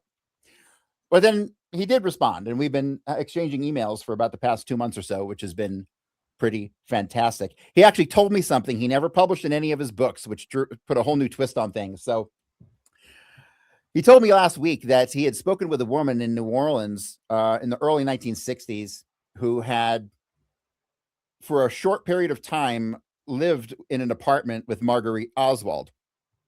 Now, he concluded it was the false Marguerite, and I concur. And ultimately, this woman said that Marguerite, a couple times, she caught Marguerite whispering on the phone in the middle of the night in a foreign language. And this woman was highly educated. She said it wasn't Russian, it wasn't Spanish. She didn't know what the hell it was. And so that's pretty fascinating to me. And that got me in my research group on this kind of a short investigation to figure out what it was. And everybody kind of came to the conclusion that it was a French Cajun based on her background. And then I did some research into the OSS use of French Cajuns during World War II. And holy shit, they were using French Cajuns for all kinds of spy stuff. And so it's an interesting development with no real outcome because we're never going to find any supporting documentation to this. Yeah, that would be something you'd have to dig into the Vichy intelligence to get at, and you're never getting in there as an American, I assure you. So, because many have tried, and I don't think it. I think it's actually impregnable, the French intelligence. For us as outsiders, you need an insider to get it. Very simple. I don't know if you concur with that opinion, but that's what I've found over the years. I probably concur with that. I would say that all this stuff goes back to naval intelligence still, because Marguerite Oswald joined the Navy at the latest 42. And by 42, she was fully working down in Algiers at the Navy base. But that means her training had to go on before that. And I kind of link a whole lot of significant stuff to her in 41 when she kind of disappears off the map for 4 years. And so I think a lot of stuff is going to be hidden on Marguerite Oswald and her first cousin, Amanthe Voitier, who I believe is the impersonator Marguerite Oswald. That's going to be all in naval intelligence files. And naval intelligence ain't giving up nothing ever, period. They're like more clandestine than the CIA, it seems. No, O&I has been extremely tough. And anytime anybody tries to cooperate with an investigator, whether it's official or private, in any way, shape, or form, they are punished, disappeared, court-martialed. There is no way that you can get it in on that easily without a massive change in the infrastructure there. And even then, it would be difficult to locate the archives on a lot of the O&I stuff, as I'm sure you're well aware. Mm-hmm. So, this is a difficulty. And yeah, absolutely. There is one document. If I had a genie and I had one wish, I would wish for this one document. It is a 986-page file on Marguerite Oswald that is only held by the Office of Naval Intelligence, and it's dated like June 1960. That's crazy. Why do they got almost 1,000 pages? That's like a stack like this tall, right? Like on Marguerite Oswald in 1960. It includes at the bottom, it has a little summary of some of the documents in there. It's got lab reports. What kind of lab reports are we talking about? What are they doing here? And then it's got a rap sheet. So Marguerite Oswald was arrested at some point, and her rap sheet is in this file. What was she arrested for? That's not in the official story, And I feel like a lot of the stuff surrounding her alleged nursing career, which the evidence for goes back to at least 1947. I think that's all going to be in the ONI files too. So yeah, that whole rabbit hole is to me the most fascinating stuff in the world, because it breaks beyond the boundaries of the Kennedy assassination, and it gives an insight into what our intelligence people were doing before we officially had intelligence, right? Because people forget intelligence didn't just pop up in 47. We had intelligence going back to the Revolutionary War, right? But no one ever talks about it, can define it, knows where it was. What did we have? Army CIC, we had naval intelligence, a couple other groups like that. But there was no CIA back in 41. And in 41, what do we have? The Office of the Coordinator of Information pops up, which the following year in May of 42 will become OSS, right? So during this whole time, when you have fully fleshed out intelligence operations, it sure as hell is not being conducted at the civilian level. It is definitely military. Right. And at one point you have 4 or 5 competing intelligence agencies in addition to each of the military services having a core intelligence group of their own, which means, at any given time, we had about 8 of them right there. People talk about the 16 today, but we had about half of that many before the CIA was even invented, allegedly, officially, et cetera. And I say that allegedly because I know the official creation date, but that doesn't necessarily mean that's when it came into being. That's when it was admitted to on paper. But the development of stuff like the pond and all that during that time period means that there was a confluence, if you will, of various intelligence assets that came together at that time. The history of even the evolution of our intelligence agencies is something that is still as yet unwritten definitively for the public consumption anyway. So, keep that in mind when everybody says, oh, well, the CIA and the CIA was only meant to be a point of collection, allegedly, right? Right. And that's it. And obviously they went well beyond their own charter. And we even had, the president that was responsible for that publicly stating that, oh boy, I see an agency that can get out of hand. This thing only existed a couple of years. It barely got running. And they already knew the monster they were creating. And, today, and also the NSA existed for signals analysis and everything else. People forget about that previous to the CIA. So, because they were monitoring radio traffic and all of the different publications. They were doing that. So yeah, it's one of those things where there's the official explanation, and as per usual, there's the reality. So you got to sort through that first, then try to go after who's actually got the documentation. Tell you the worst one outside of the ONI, which might be the absolute worst for handing anything over, is the NSA. They're terrible. They claim to collect everything, never seem to admit to using it, and yet they release nothing. Except randomly, they dropped stuff that we didn't even ask for in the JFK files the last couple of times. And another one of those groups that I feel had to have had some sort of link, even if somewhat distant, to the setup of Oswald and the assassination is the Marine G2 intelligence. So when you dig into like Kerry Thornley, you'll find that Kerry Thornley was being ultimately managed by a guy named Buddy Simcoe. And Buddy Simcoe was Marine G2 when he was in the Marines with Kerry Thornley. And when you read, Buddy Simcoe actually put out this like homemade book that you can find in like PDF format. And he kind of downplays his intelligence service in the Marines. He's like, I really didn't want to do it, but like, my supervisor said there was nowhere else to be promoted to. This is the top rung of promotion for a guy at my level. So I just kind of ran with it. I'm like, whatever. It's clear that he continued to manage Thornley for months after he left the service. He meets up with him in Whittier, California. He meets up with him again in New Orleans. Why is an intelligence guy from the Marines meeting up with Kerry Thornley in all these different places? Kerry Thornley will ultimately spend 2+ years down in New Orleans. He says he gets there in February 61. I don't buy it. I believe he was at Bolton Ford, which puts him there in January of 61, which means he only spent a couple of weeks in Whittier, California with his parents when he got out of the Marines. And so why is Marine G2 involved in this? What is their connection to the larger plot in regards to the setup of Oswald? Because the setup of Oswald went back to Bolton Ford. That's like the earliest known incident where they're using Oswald's name. So that's another fascinating piece of information. And the boss of Buddy Simcoe was a guy named, all we have is Lieutenant Ballantyne, John Ballantyne, I believe his name was, which I can't find anything on this guy. None of my guys can find anything on this guy. So they seem to have had a role in setting things up. Why? I don't know. Do they fall under the control of naval intelligence? I have no idea. Yeah, I think Ballantyne might be a pseudonym, actually. So that's what the problem is. Well, the name Lieutenant Ballantyne actually pops up on some of the Marine diaries. So I'm pretty sure it's a real name. The Marine diaries, oh my God, they're fascinating. Like, super fascinating. I found some Marine diaries from Memphis, because John Armstrong thinks that Oswald went to Memphis where he did some like aircraft repair training. Well, I found the Marine diaries that completely like debunked that. So Oswald was at basic training with a guy named Alan R. Feld. And Alan Feld ultimately will go on to work at the CIA base down at Opelika, the same place that Robert Oswald was. But this the whole relationship between Oswald and a handful of these guys that he was in the Marines with kind of tells me that Oswald's entire Marine journey was very closely monitored.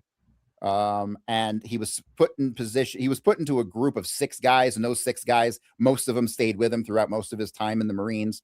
And then like 4 out of the 6 turned up dead. So, interesting. Like, I'm fascinated. That's what my next book is on. It's on Oswald and the Marines and all the contradictions in the Marines. And so I don't know where you stand on the Harvey and Lee stuff, or if you've dug deep into those documents, but it is, I went into it kind of skeptical. And then once you actually find that Oswald's his timeline, you can it creates 2 solid timelines going. Really, I mean, you can put the first anomaly back in 41, but you can from 46 to 56.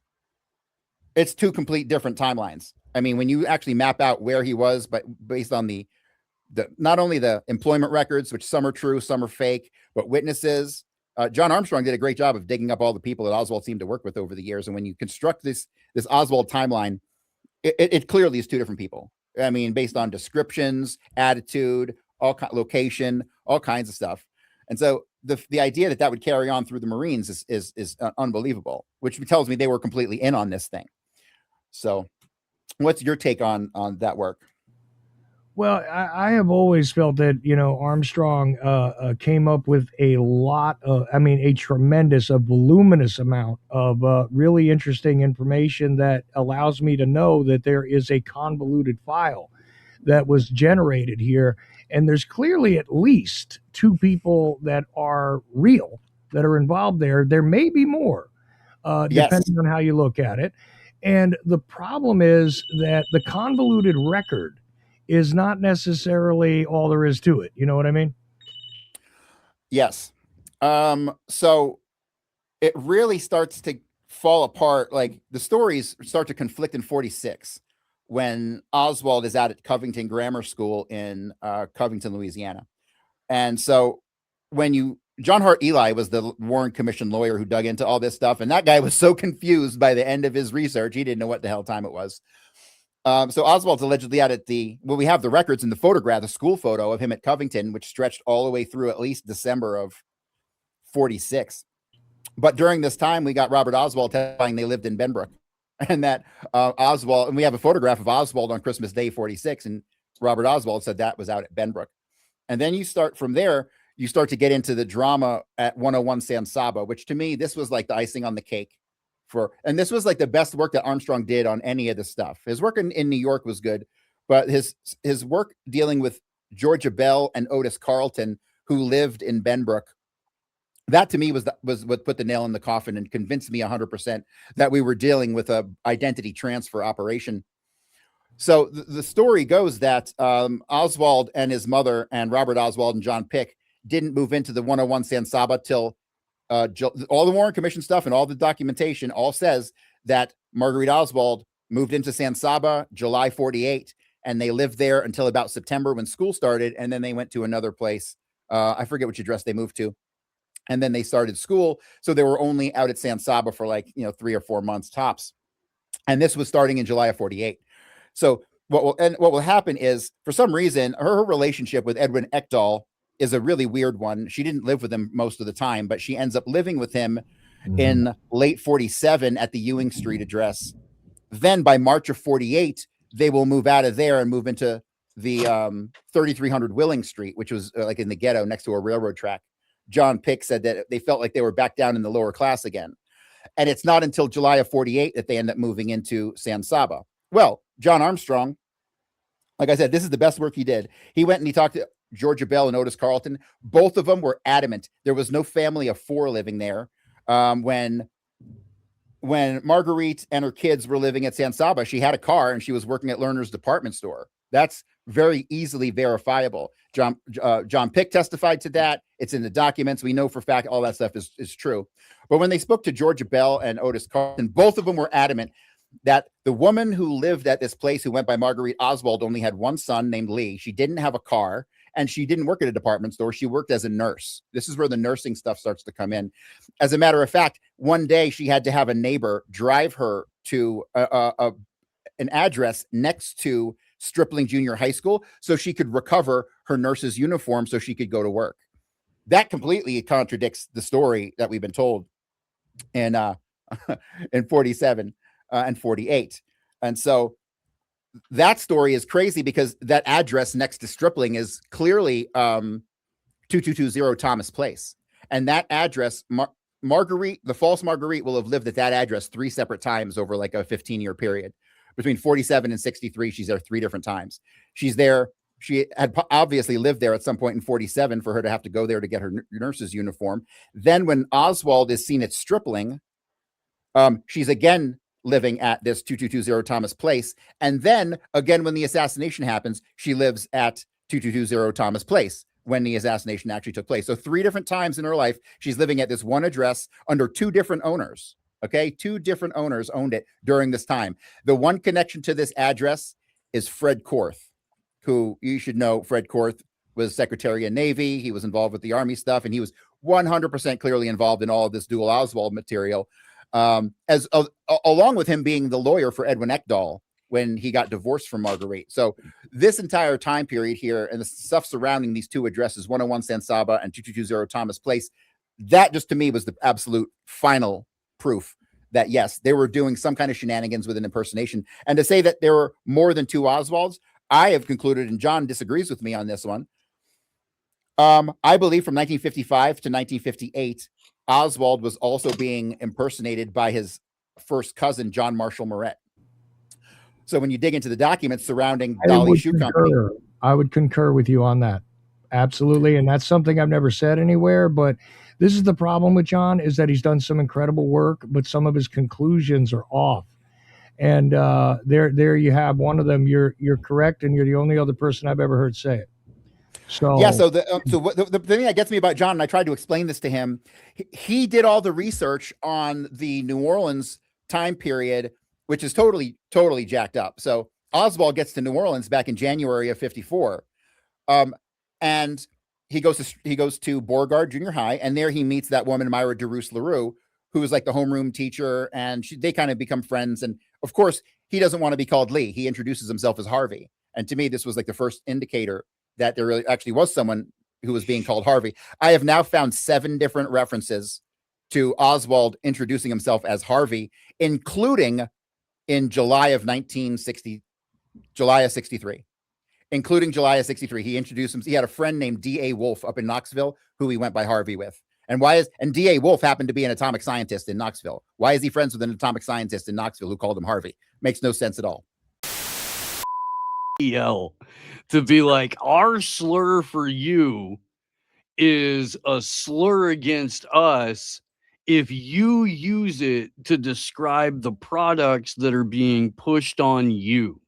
It got at least for a moment got a community note on Twitter that said, well, that's actually a slang term against, and it's probably gone now because those things seem to drift into the wind the second, somebody gets a wind. But clearly it's the even people on this platform that we're told is supposed to be more on the side of like the Republican Elon Musk machine that's not true. They're like, that's not, it's just, there's another example I saw of the Alan Greenblatt having in his bio the 3 parentheses around proud or whatever, and that in and of itself is called it's like saying river to the sea is only racist when you say it, right? We can say get the fuck out, we're going to kill you all, and that's okay because it's like, it's just this is always the same point. Honest people aren't falling for that in a larger majority sense. Some do for many reasons, but the average people, like if you're just introduced to that statement, you're gonna like, well, that's stupid. Like just an objective, well, that's dumb. That's obviously hypocritical, right? If you don't understand the nuance, that's, I mean, even if you did, really, these people are drowning in that. I think people like the ADL, I've never seen them have so much clear loss of support from people who historically supported them. Yep. That's funny. Yep. And so this is the ADL's tweet about Goy slop. The community note has been removed and comments are shut down. So scroll down. Does somebody grab the image of scroll down. Yeah, usually somebody has taken a screenshot and posted it. Right. I think I've got it somewhere. Okay. But yeah. I just to be clear, I 100% saw that. Like I was literally just I believe you. I do. Here, send me that link real quick while we're talking. Put it in the chat. Oh, sure. But yeah, this is funny too. Here are some additional horrible slurs that some bigots online have been using. Hopefully you can use these to better combat anti-Semitism. Goy nip. An exciting event or thing that keeps the attention of the people who are considered goy. We got goy slop, goy beam, military action using particle weapons. Well, it can't be referred to Israel because we all know that the brain manipulating laser beams are being sent into Donald Trump's skull in particular by the Iranians. Right. Right. So it's okay to argue that they have some kind of a Muslim beam, but a Jew beam or whatever they're calling it. Yes. I love these frames, these terms that it's so funny. It becomes like this. It's just such a caricature, Well, like what's interesting is Iran has been arguing that Israel's been using geoengineering to manipulate their weather patterns for a while. Like I've seen that from multiple people within their government over the years. And now all of a sudden you're getting the argument that Iran is doing that to other people from Israel. You know what I mean? Like this is how this always. And what do you get when the argument? Oh, that's fucking conspiracy theory. You guys are insane. Not that it's real, but we're not doing that. And now they make the argument that it's happening. It's just it's like it's just lazy, guys. Lazy. It's obvious. I was just gonna say something. I just forgot. Oh well, this is the Iranian space lasers. But wasn't this more of a joke, or more of like I think sometimes when people see me hit the e-cig, they assume that I'm out, dude. It's a dry house. There's no cannabis here at all, unfortunately. But yeah, this is a house void of THC at the moment. But yeah, this is the Iranian space lasers. Now this is Israeli TV, so they're in Hebrew. So I'm going to drop the volume. So we don't. It's harder to. That's right. It was in Hebrew because what I get from this is that it's more of a kind of like exacerbation. Like what are they fucking shooting a beam in there to control what he's thinking? What the fuck is going on? Kind of a thing. Like I don't know. I haven't like fleshed this out entirely, but I just felt like it. Like is he really arguing that they think there's where would that even come from? It just seems like a weird thing to insert into the conversation, Well, you're familiar with the phrase "every accusation is a confession," right? Yeah. But again, then what we're really doing there is just kind of leaning back into the argument that they point to as a conspiracy theory that's blood libel. Not to say that the idea that there is a laser beam, first of all, clearly exists. We know there's direct energy weapons. The idea that they can use those to manipulate you like a voice of God thing, that's also been proven, right? These are realities. So it's not about only Jewish people or Israel. It's an obvious tech that we know that intelligence apparatus are using. And so the point is, where is that? For him to just yell this about Iran seems like a weird thing to insert. You know what I mean? Unless what you're arguing is that, which I wouldn't disagree with, is that there's a coordinated element of doing this, and as they do it, of some kind of like weaponized version of this, blaming on Iran. But where's the evidence for that? You know what I mean? Like to me, it just feels like a weird insertion meant to get us down. Like look, while we're like, this is the forest for the trees kind of point. This is just my thought. Every time we get in these large events, take the fucking illegal war itself.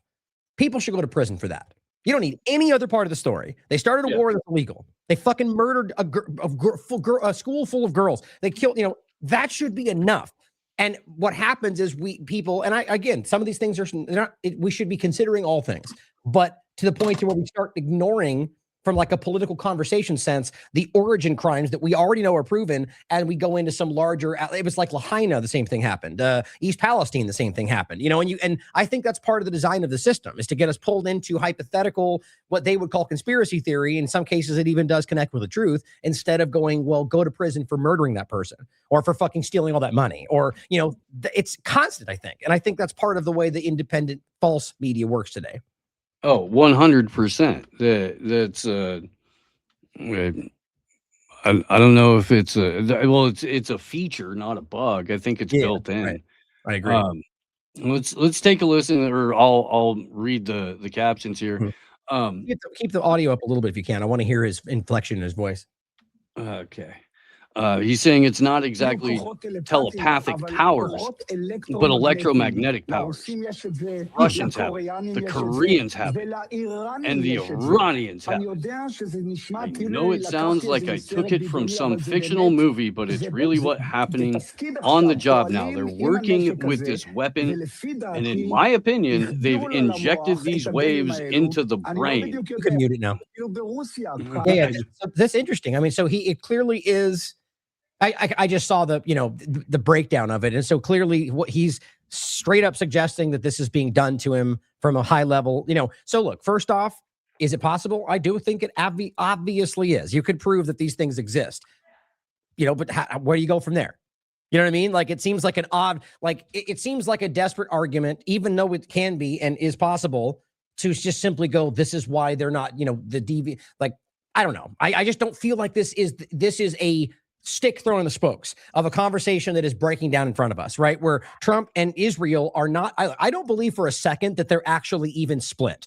I think that Trump, as he comes out and says, Hezbollah needs to stop bombing fucking Israel, after he just said Israel has to stop bombing Lebanon, right? Immediately turns into blaming Iran again after, and that's where we are with the deal spinning out, so to me, he showed you right there that he's on Israel's side, or he doesn't have a choice. And so this whole breakdown may genuinely be Trump trying to find a way out of this just for himself, but I still think it's obvious he's beholden to Israel. You know what I mean? And so this kind of thing is a way, I guess, maybe this guy genuinely is trying to make sense of why suddenly Trump is not doing what he thinks Israel wants from him. But I don't know. I just sense there's something off about that. And it's about trying to get us in a false direction, or just rather maybe a more complicated, unprovable direction while we're dealing with things right now that need to be focused on. That's what my sense is, my gut, but who knows? I would never say this stuff's not true. I mean, I haven't heard the rest of the clip yet. I would assume that if you're levying these accusations, part of why would be justification for you to have them defensively, of course. Fair enough. Yeah, fair enough. That's another way to look at it too. But is this guy a government entity or just a... This is famous spoon-bending mentalist Uri Geller. Oh, okay. So yeah, that's even more kind of, to me, that goes in the first thing I was saying. You know, because if it was like Netanyahu saying that, would be a little bit more, you know, but you're still not wrong. I mean, I think it's worth considering that there's coordinated kind of justification for these things, but who knows? Well, I guess if they start coming out with a new fucking directed laser, you know, like some public thing on their tanks, we're going to go, okay, that's why they did that, but we'll see. 100%. Let's see what Yuri's saying here. He says it could be that even in Russia, when he was in Russia, it's very easy, even from the routines in Washington. Sorry, China. They hit him in China. Like, it's a spray and pray.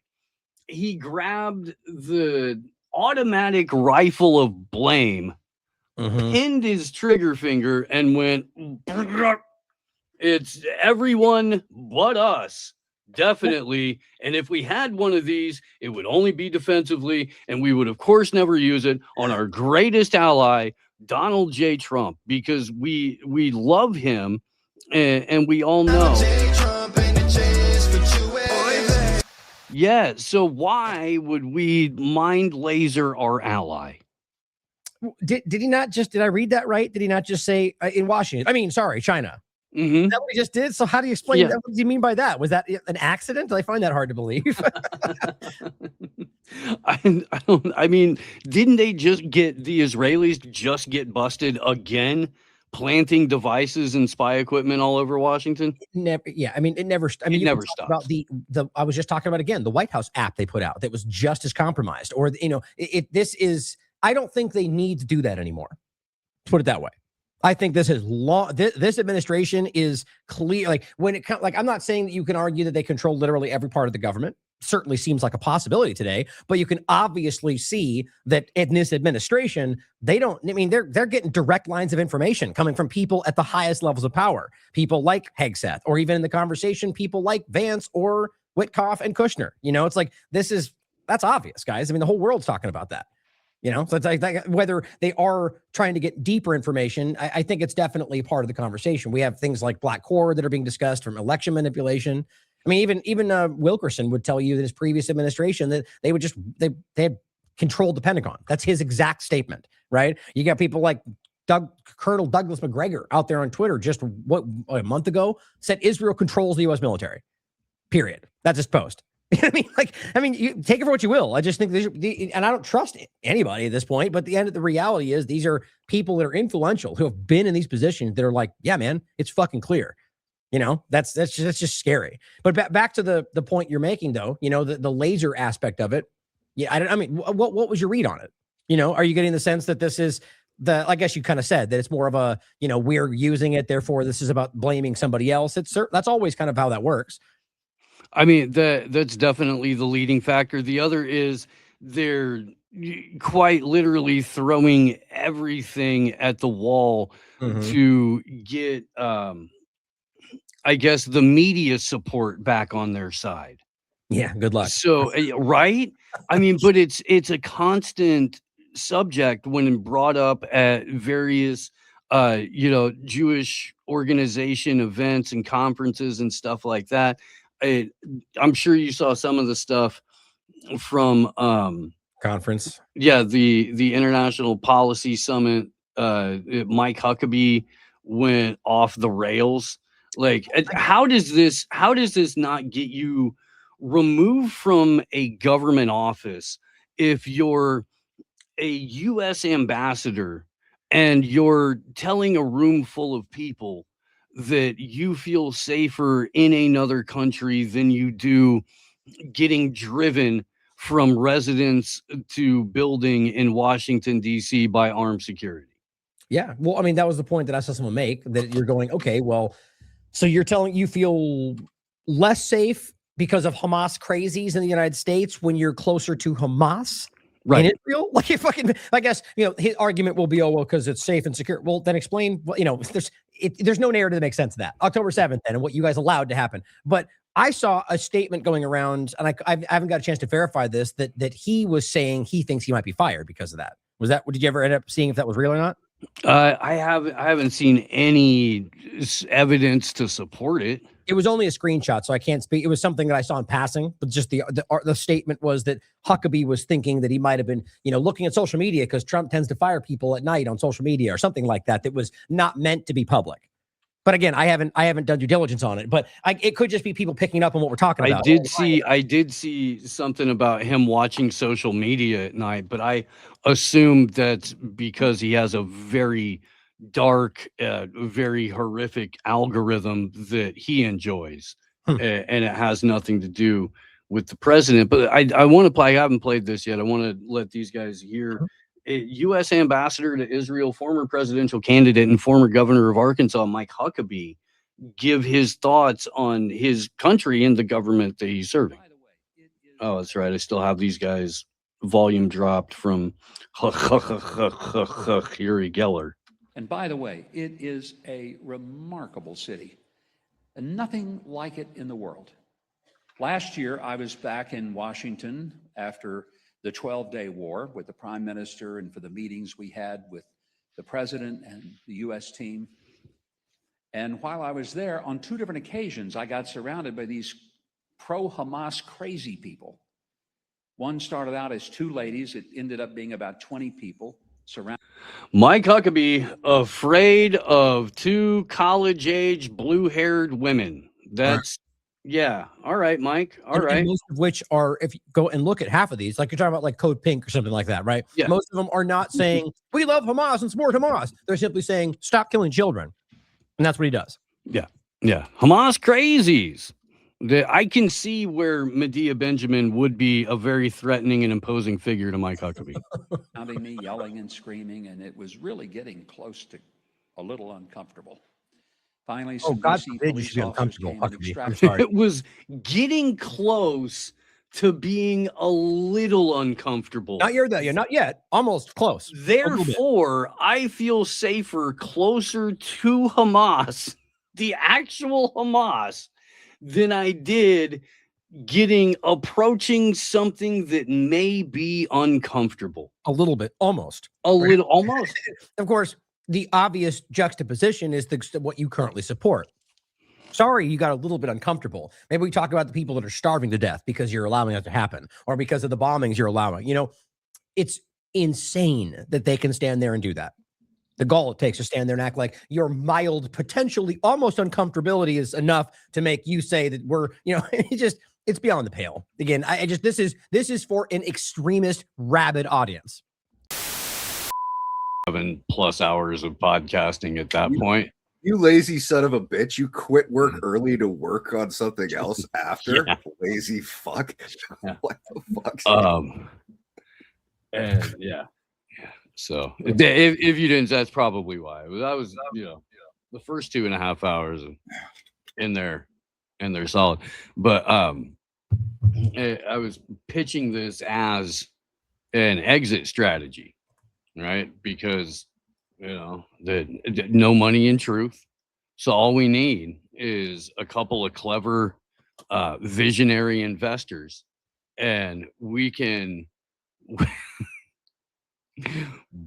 break the bank. We're doing rage retreats now. No, I've seen it. No more Third Eye Carnival. Third Eye Carnivals are done. We're doing full-on rage retreats for rich, spoiled, liberal white women.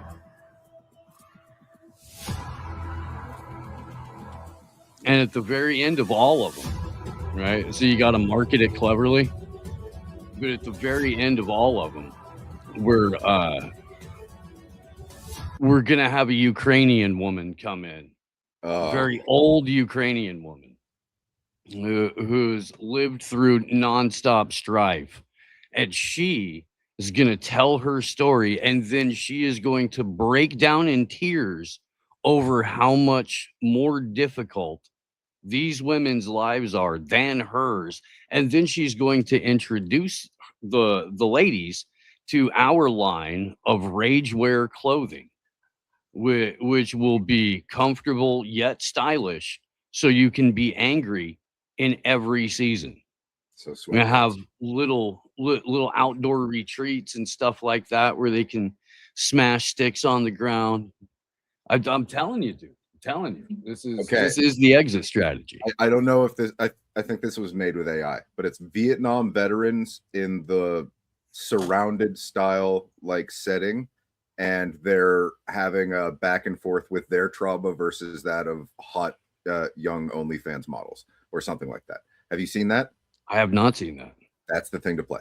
And it's basically the bit you just did. Only it's Vietnam War veterans comparing their trauma to a bitch who didn't get a latte on the same day that her boyfriend broke up with her or something. It's pretty great. I don't know. I've only seen like 10 seconds of it, but that's what popped in mind, given that that's basically what you're describing. And I don't think the old Ukrainian lady would break down crying so much as she'd just like be deep and penetrating in her gaze that like pierced communism itself. Yeah. Oh no. We pay her to break down crying. Why does she have to be Ukrainian then? Just because like that's where all the best coke addict actors are from this time of like history, and so we might as well call Zelensky that good of an actor.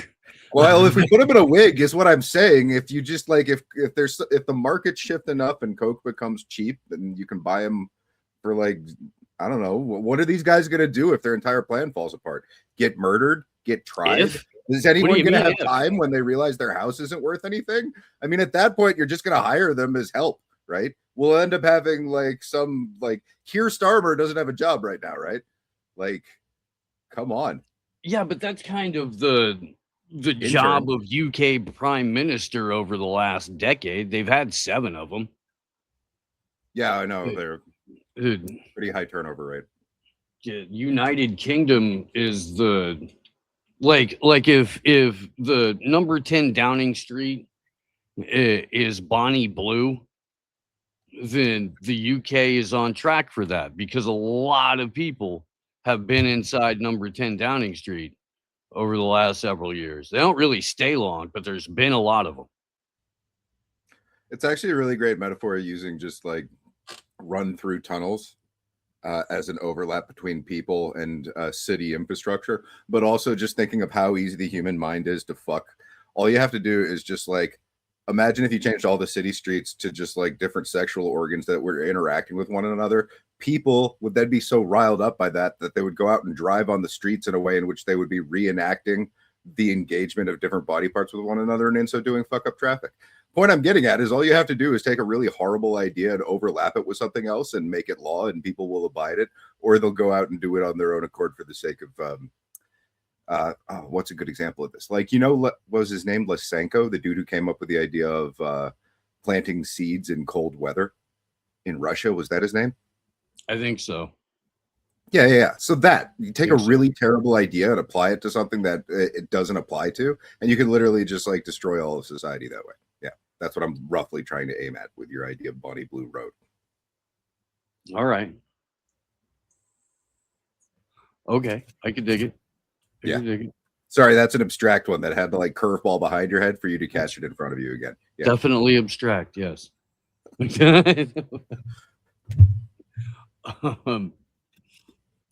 see. Why does this always do this? All right.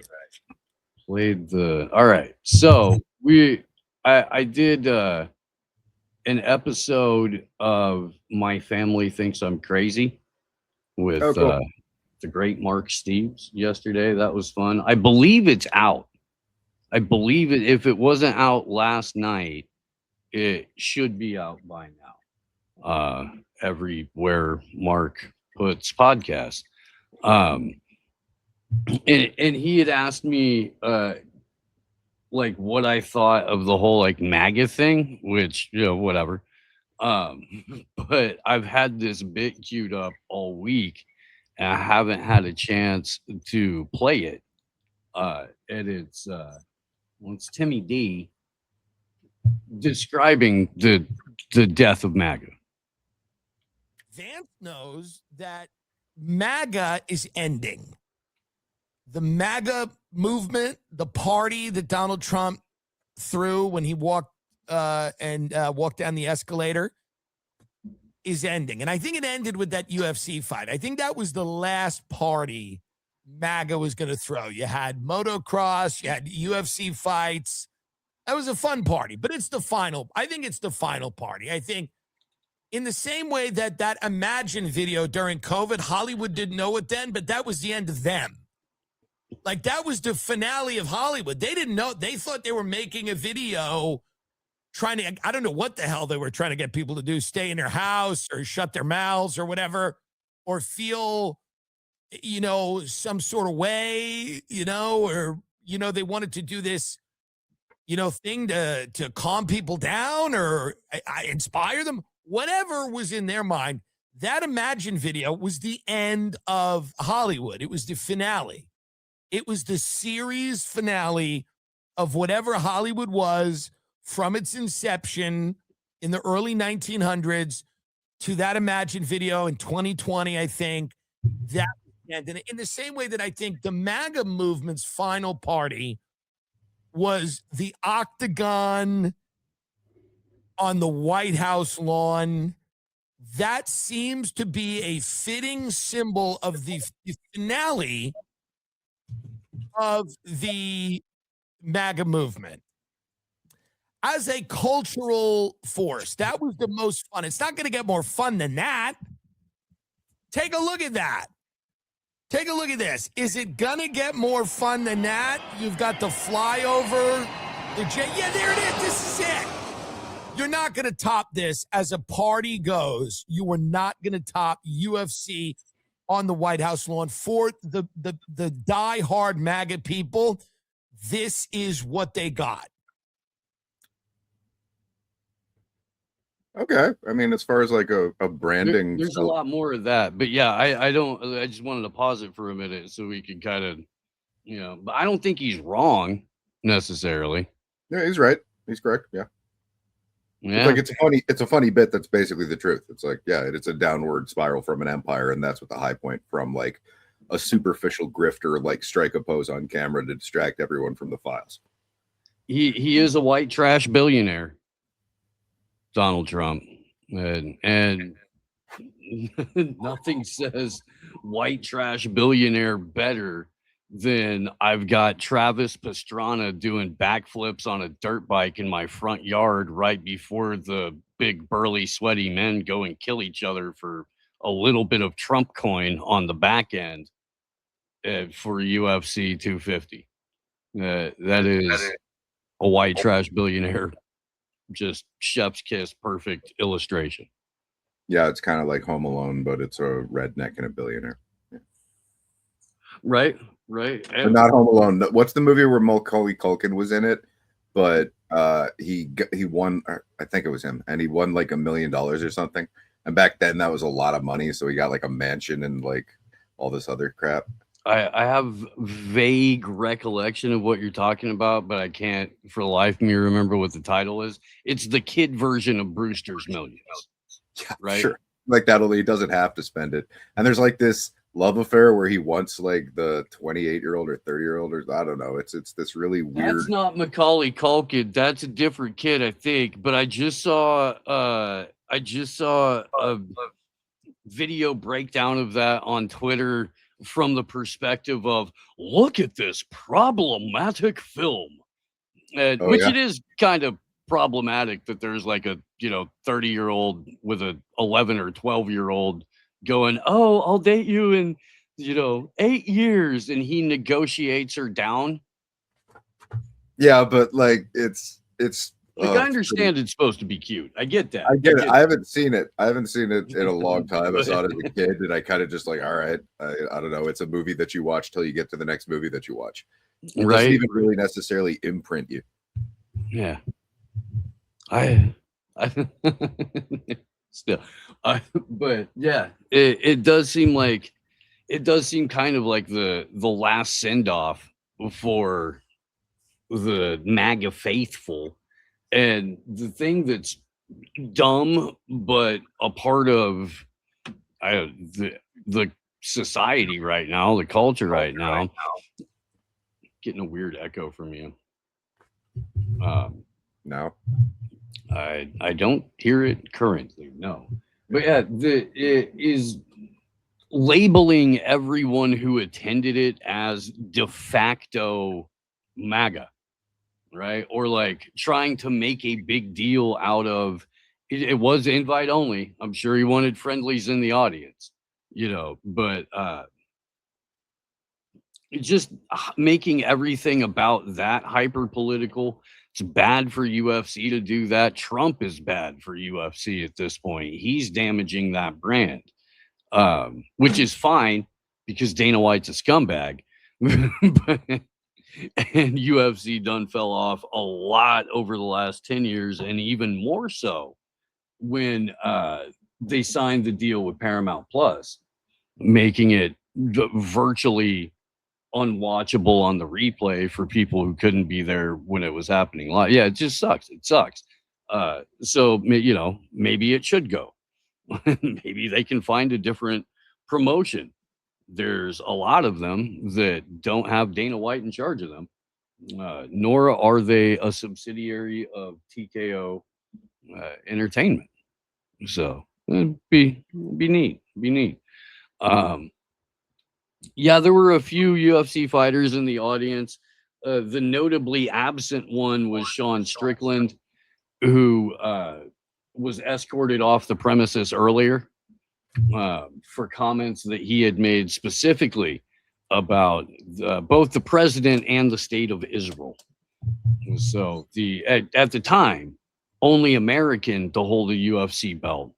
The only on the men's side of UFC, there's a couple American women that have title belts, but he's the only male to have a title belt from America. Was barred from the event.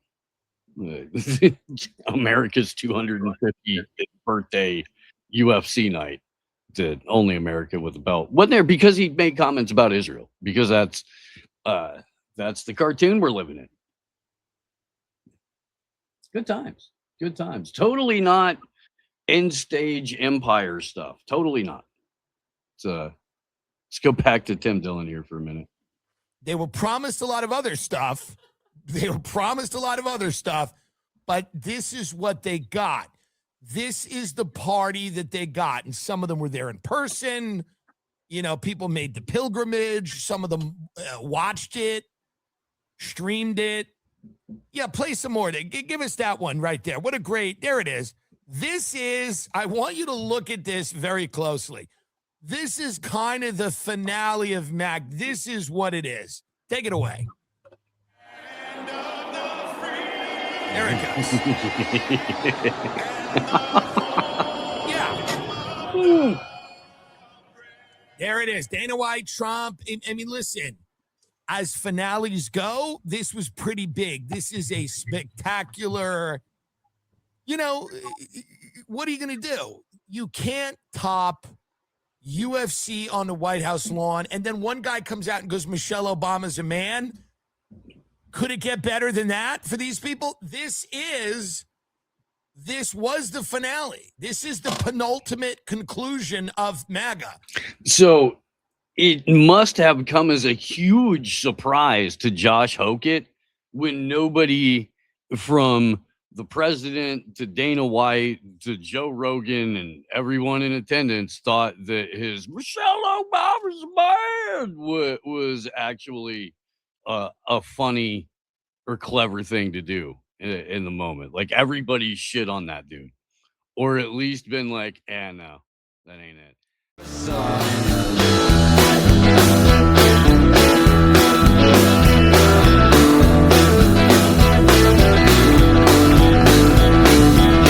Uncle Slayton's got his Texan pride, back in the thickets with his Asian bride. He's got a Airstream trailer and a Holstein cow.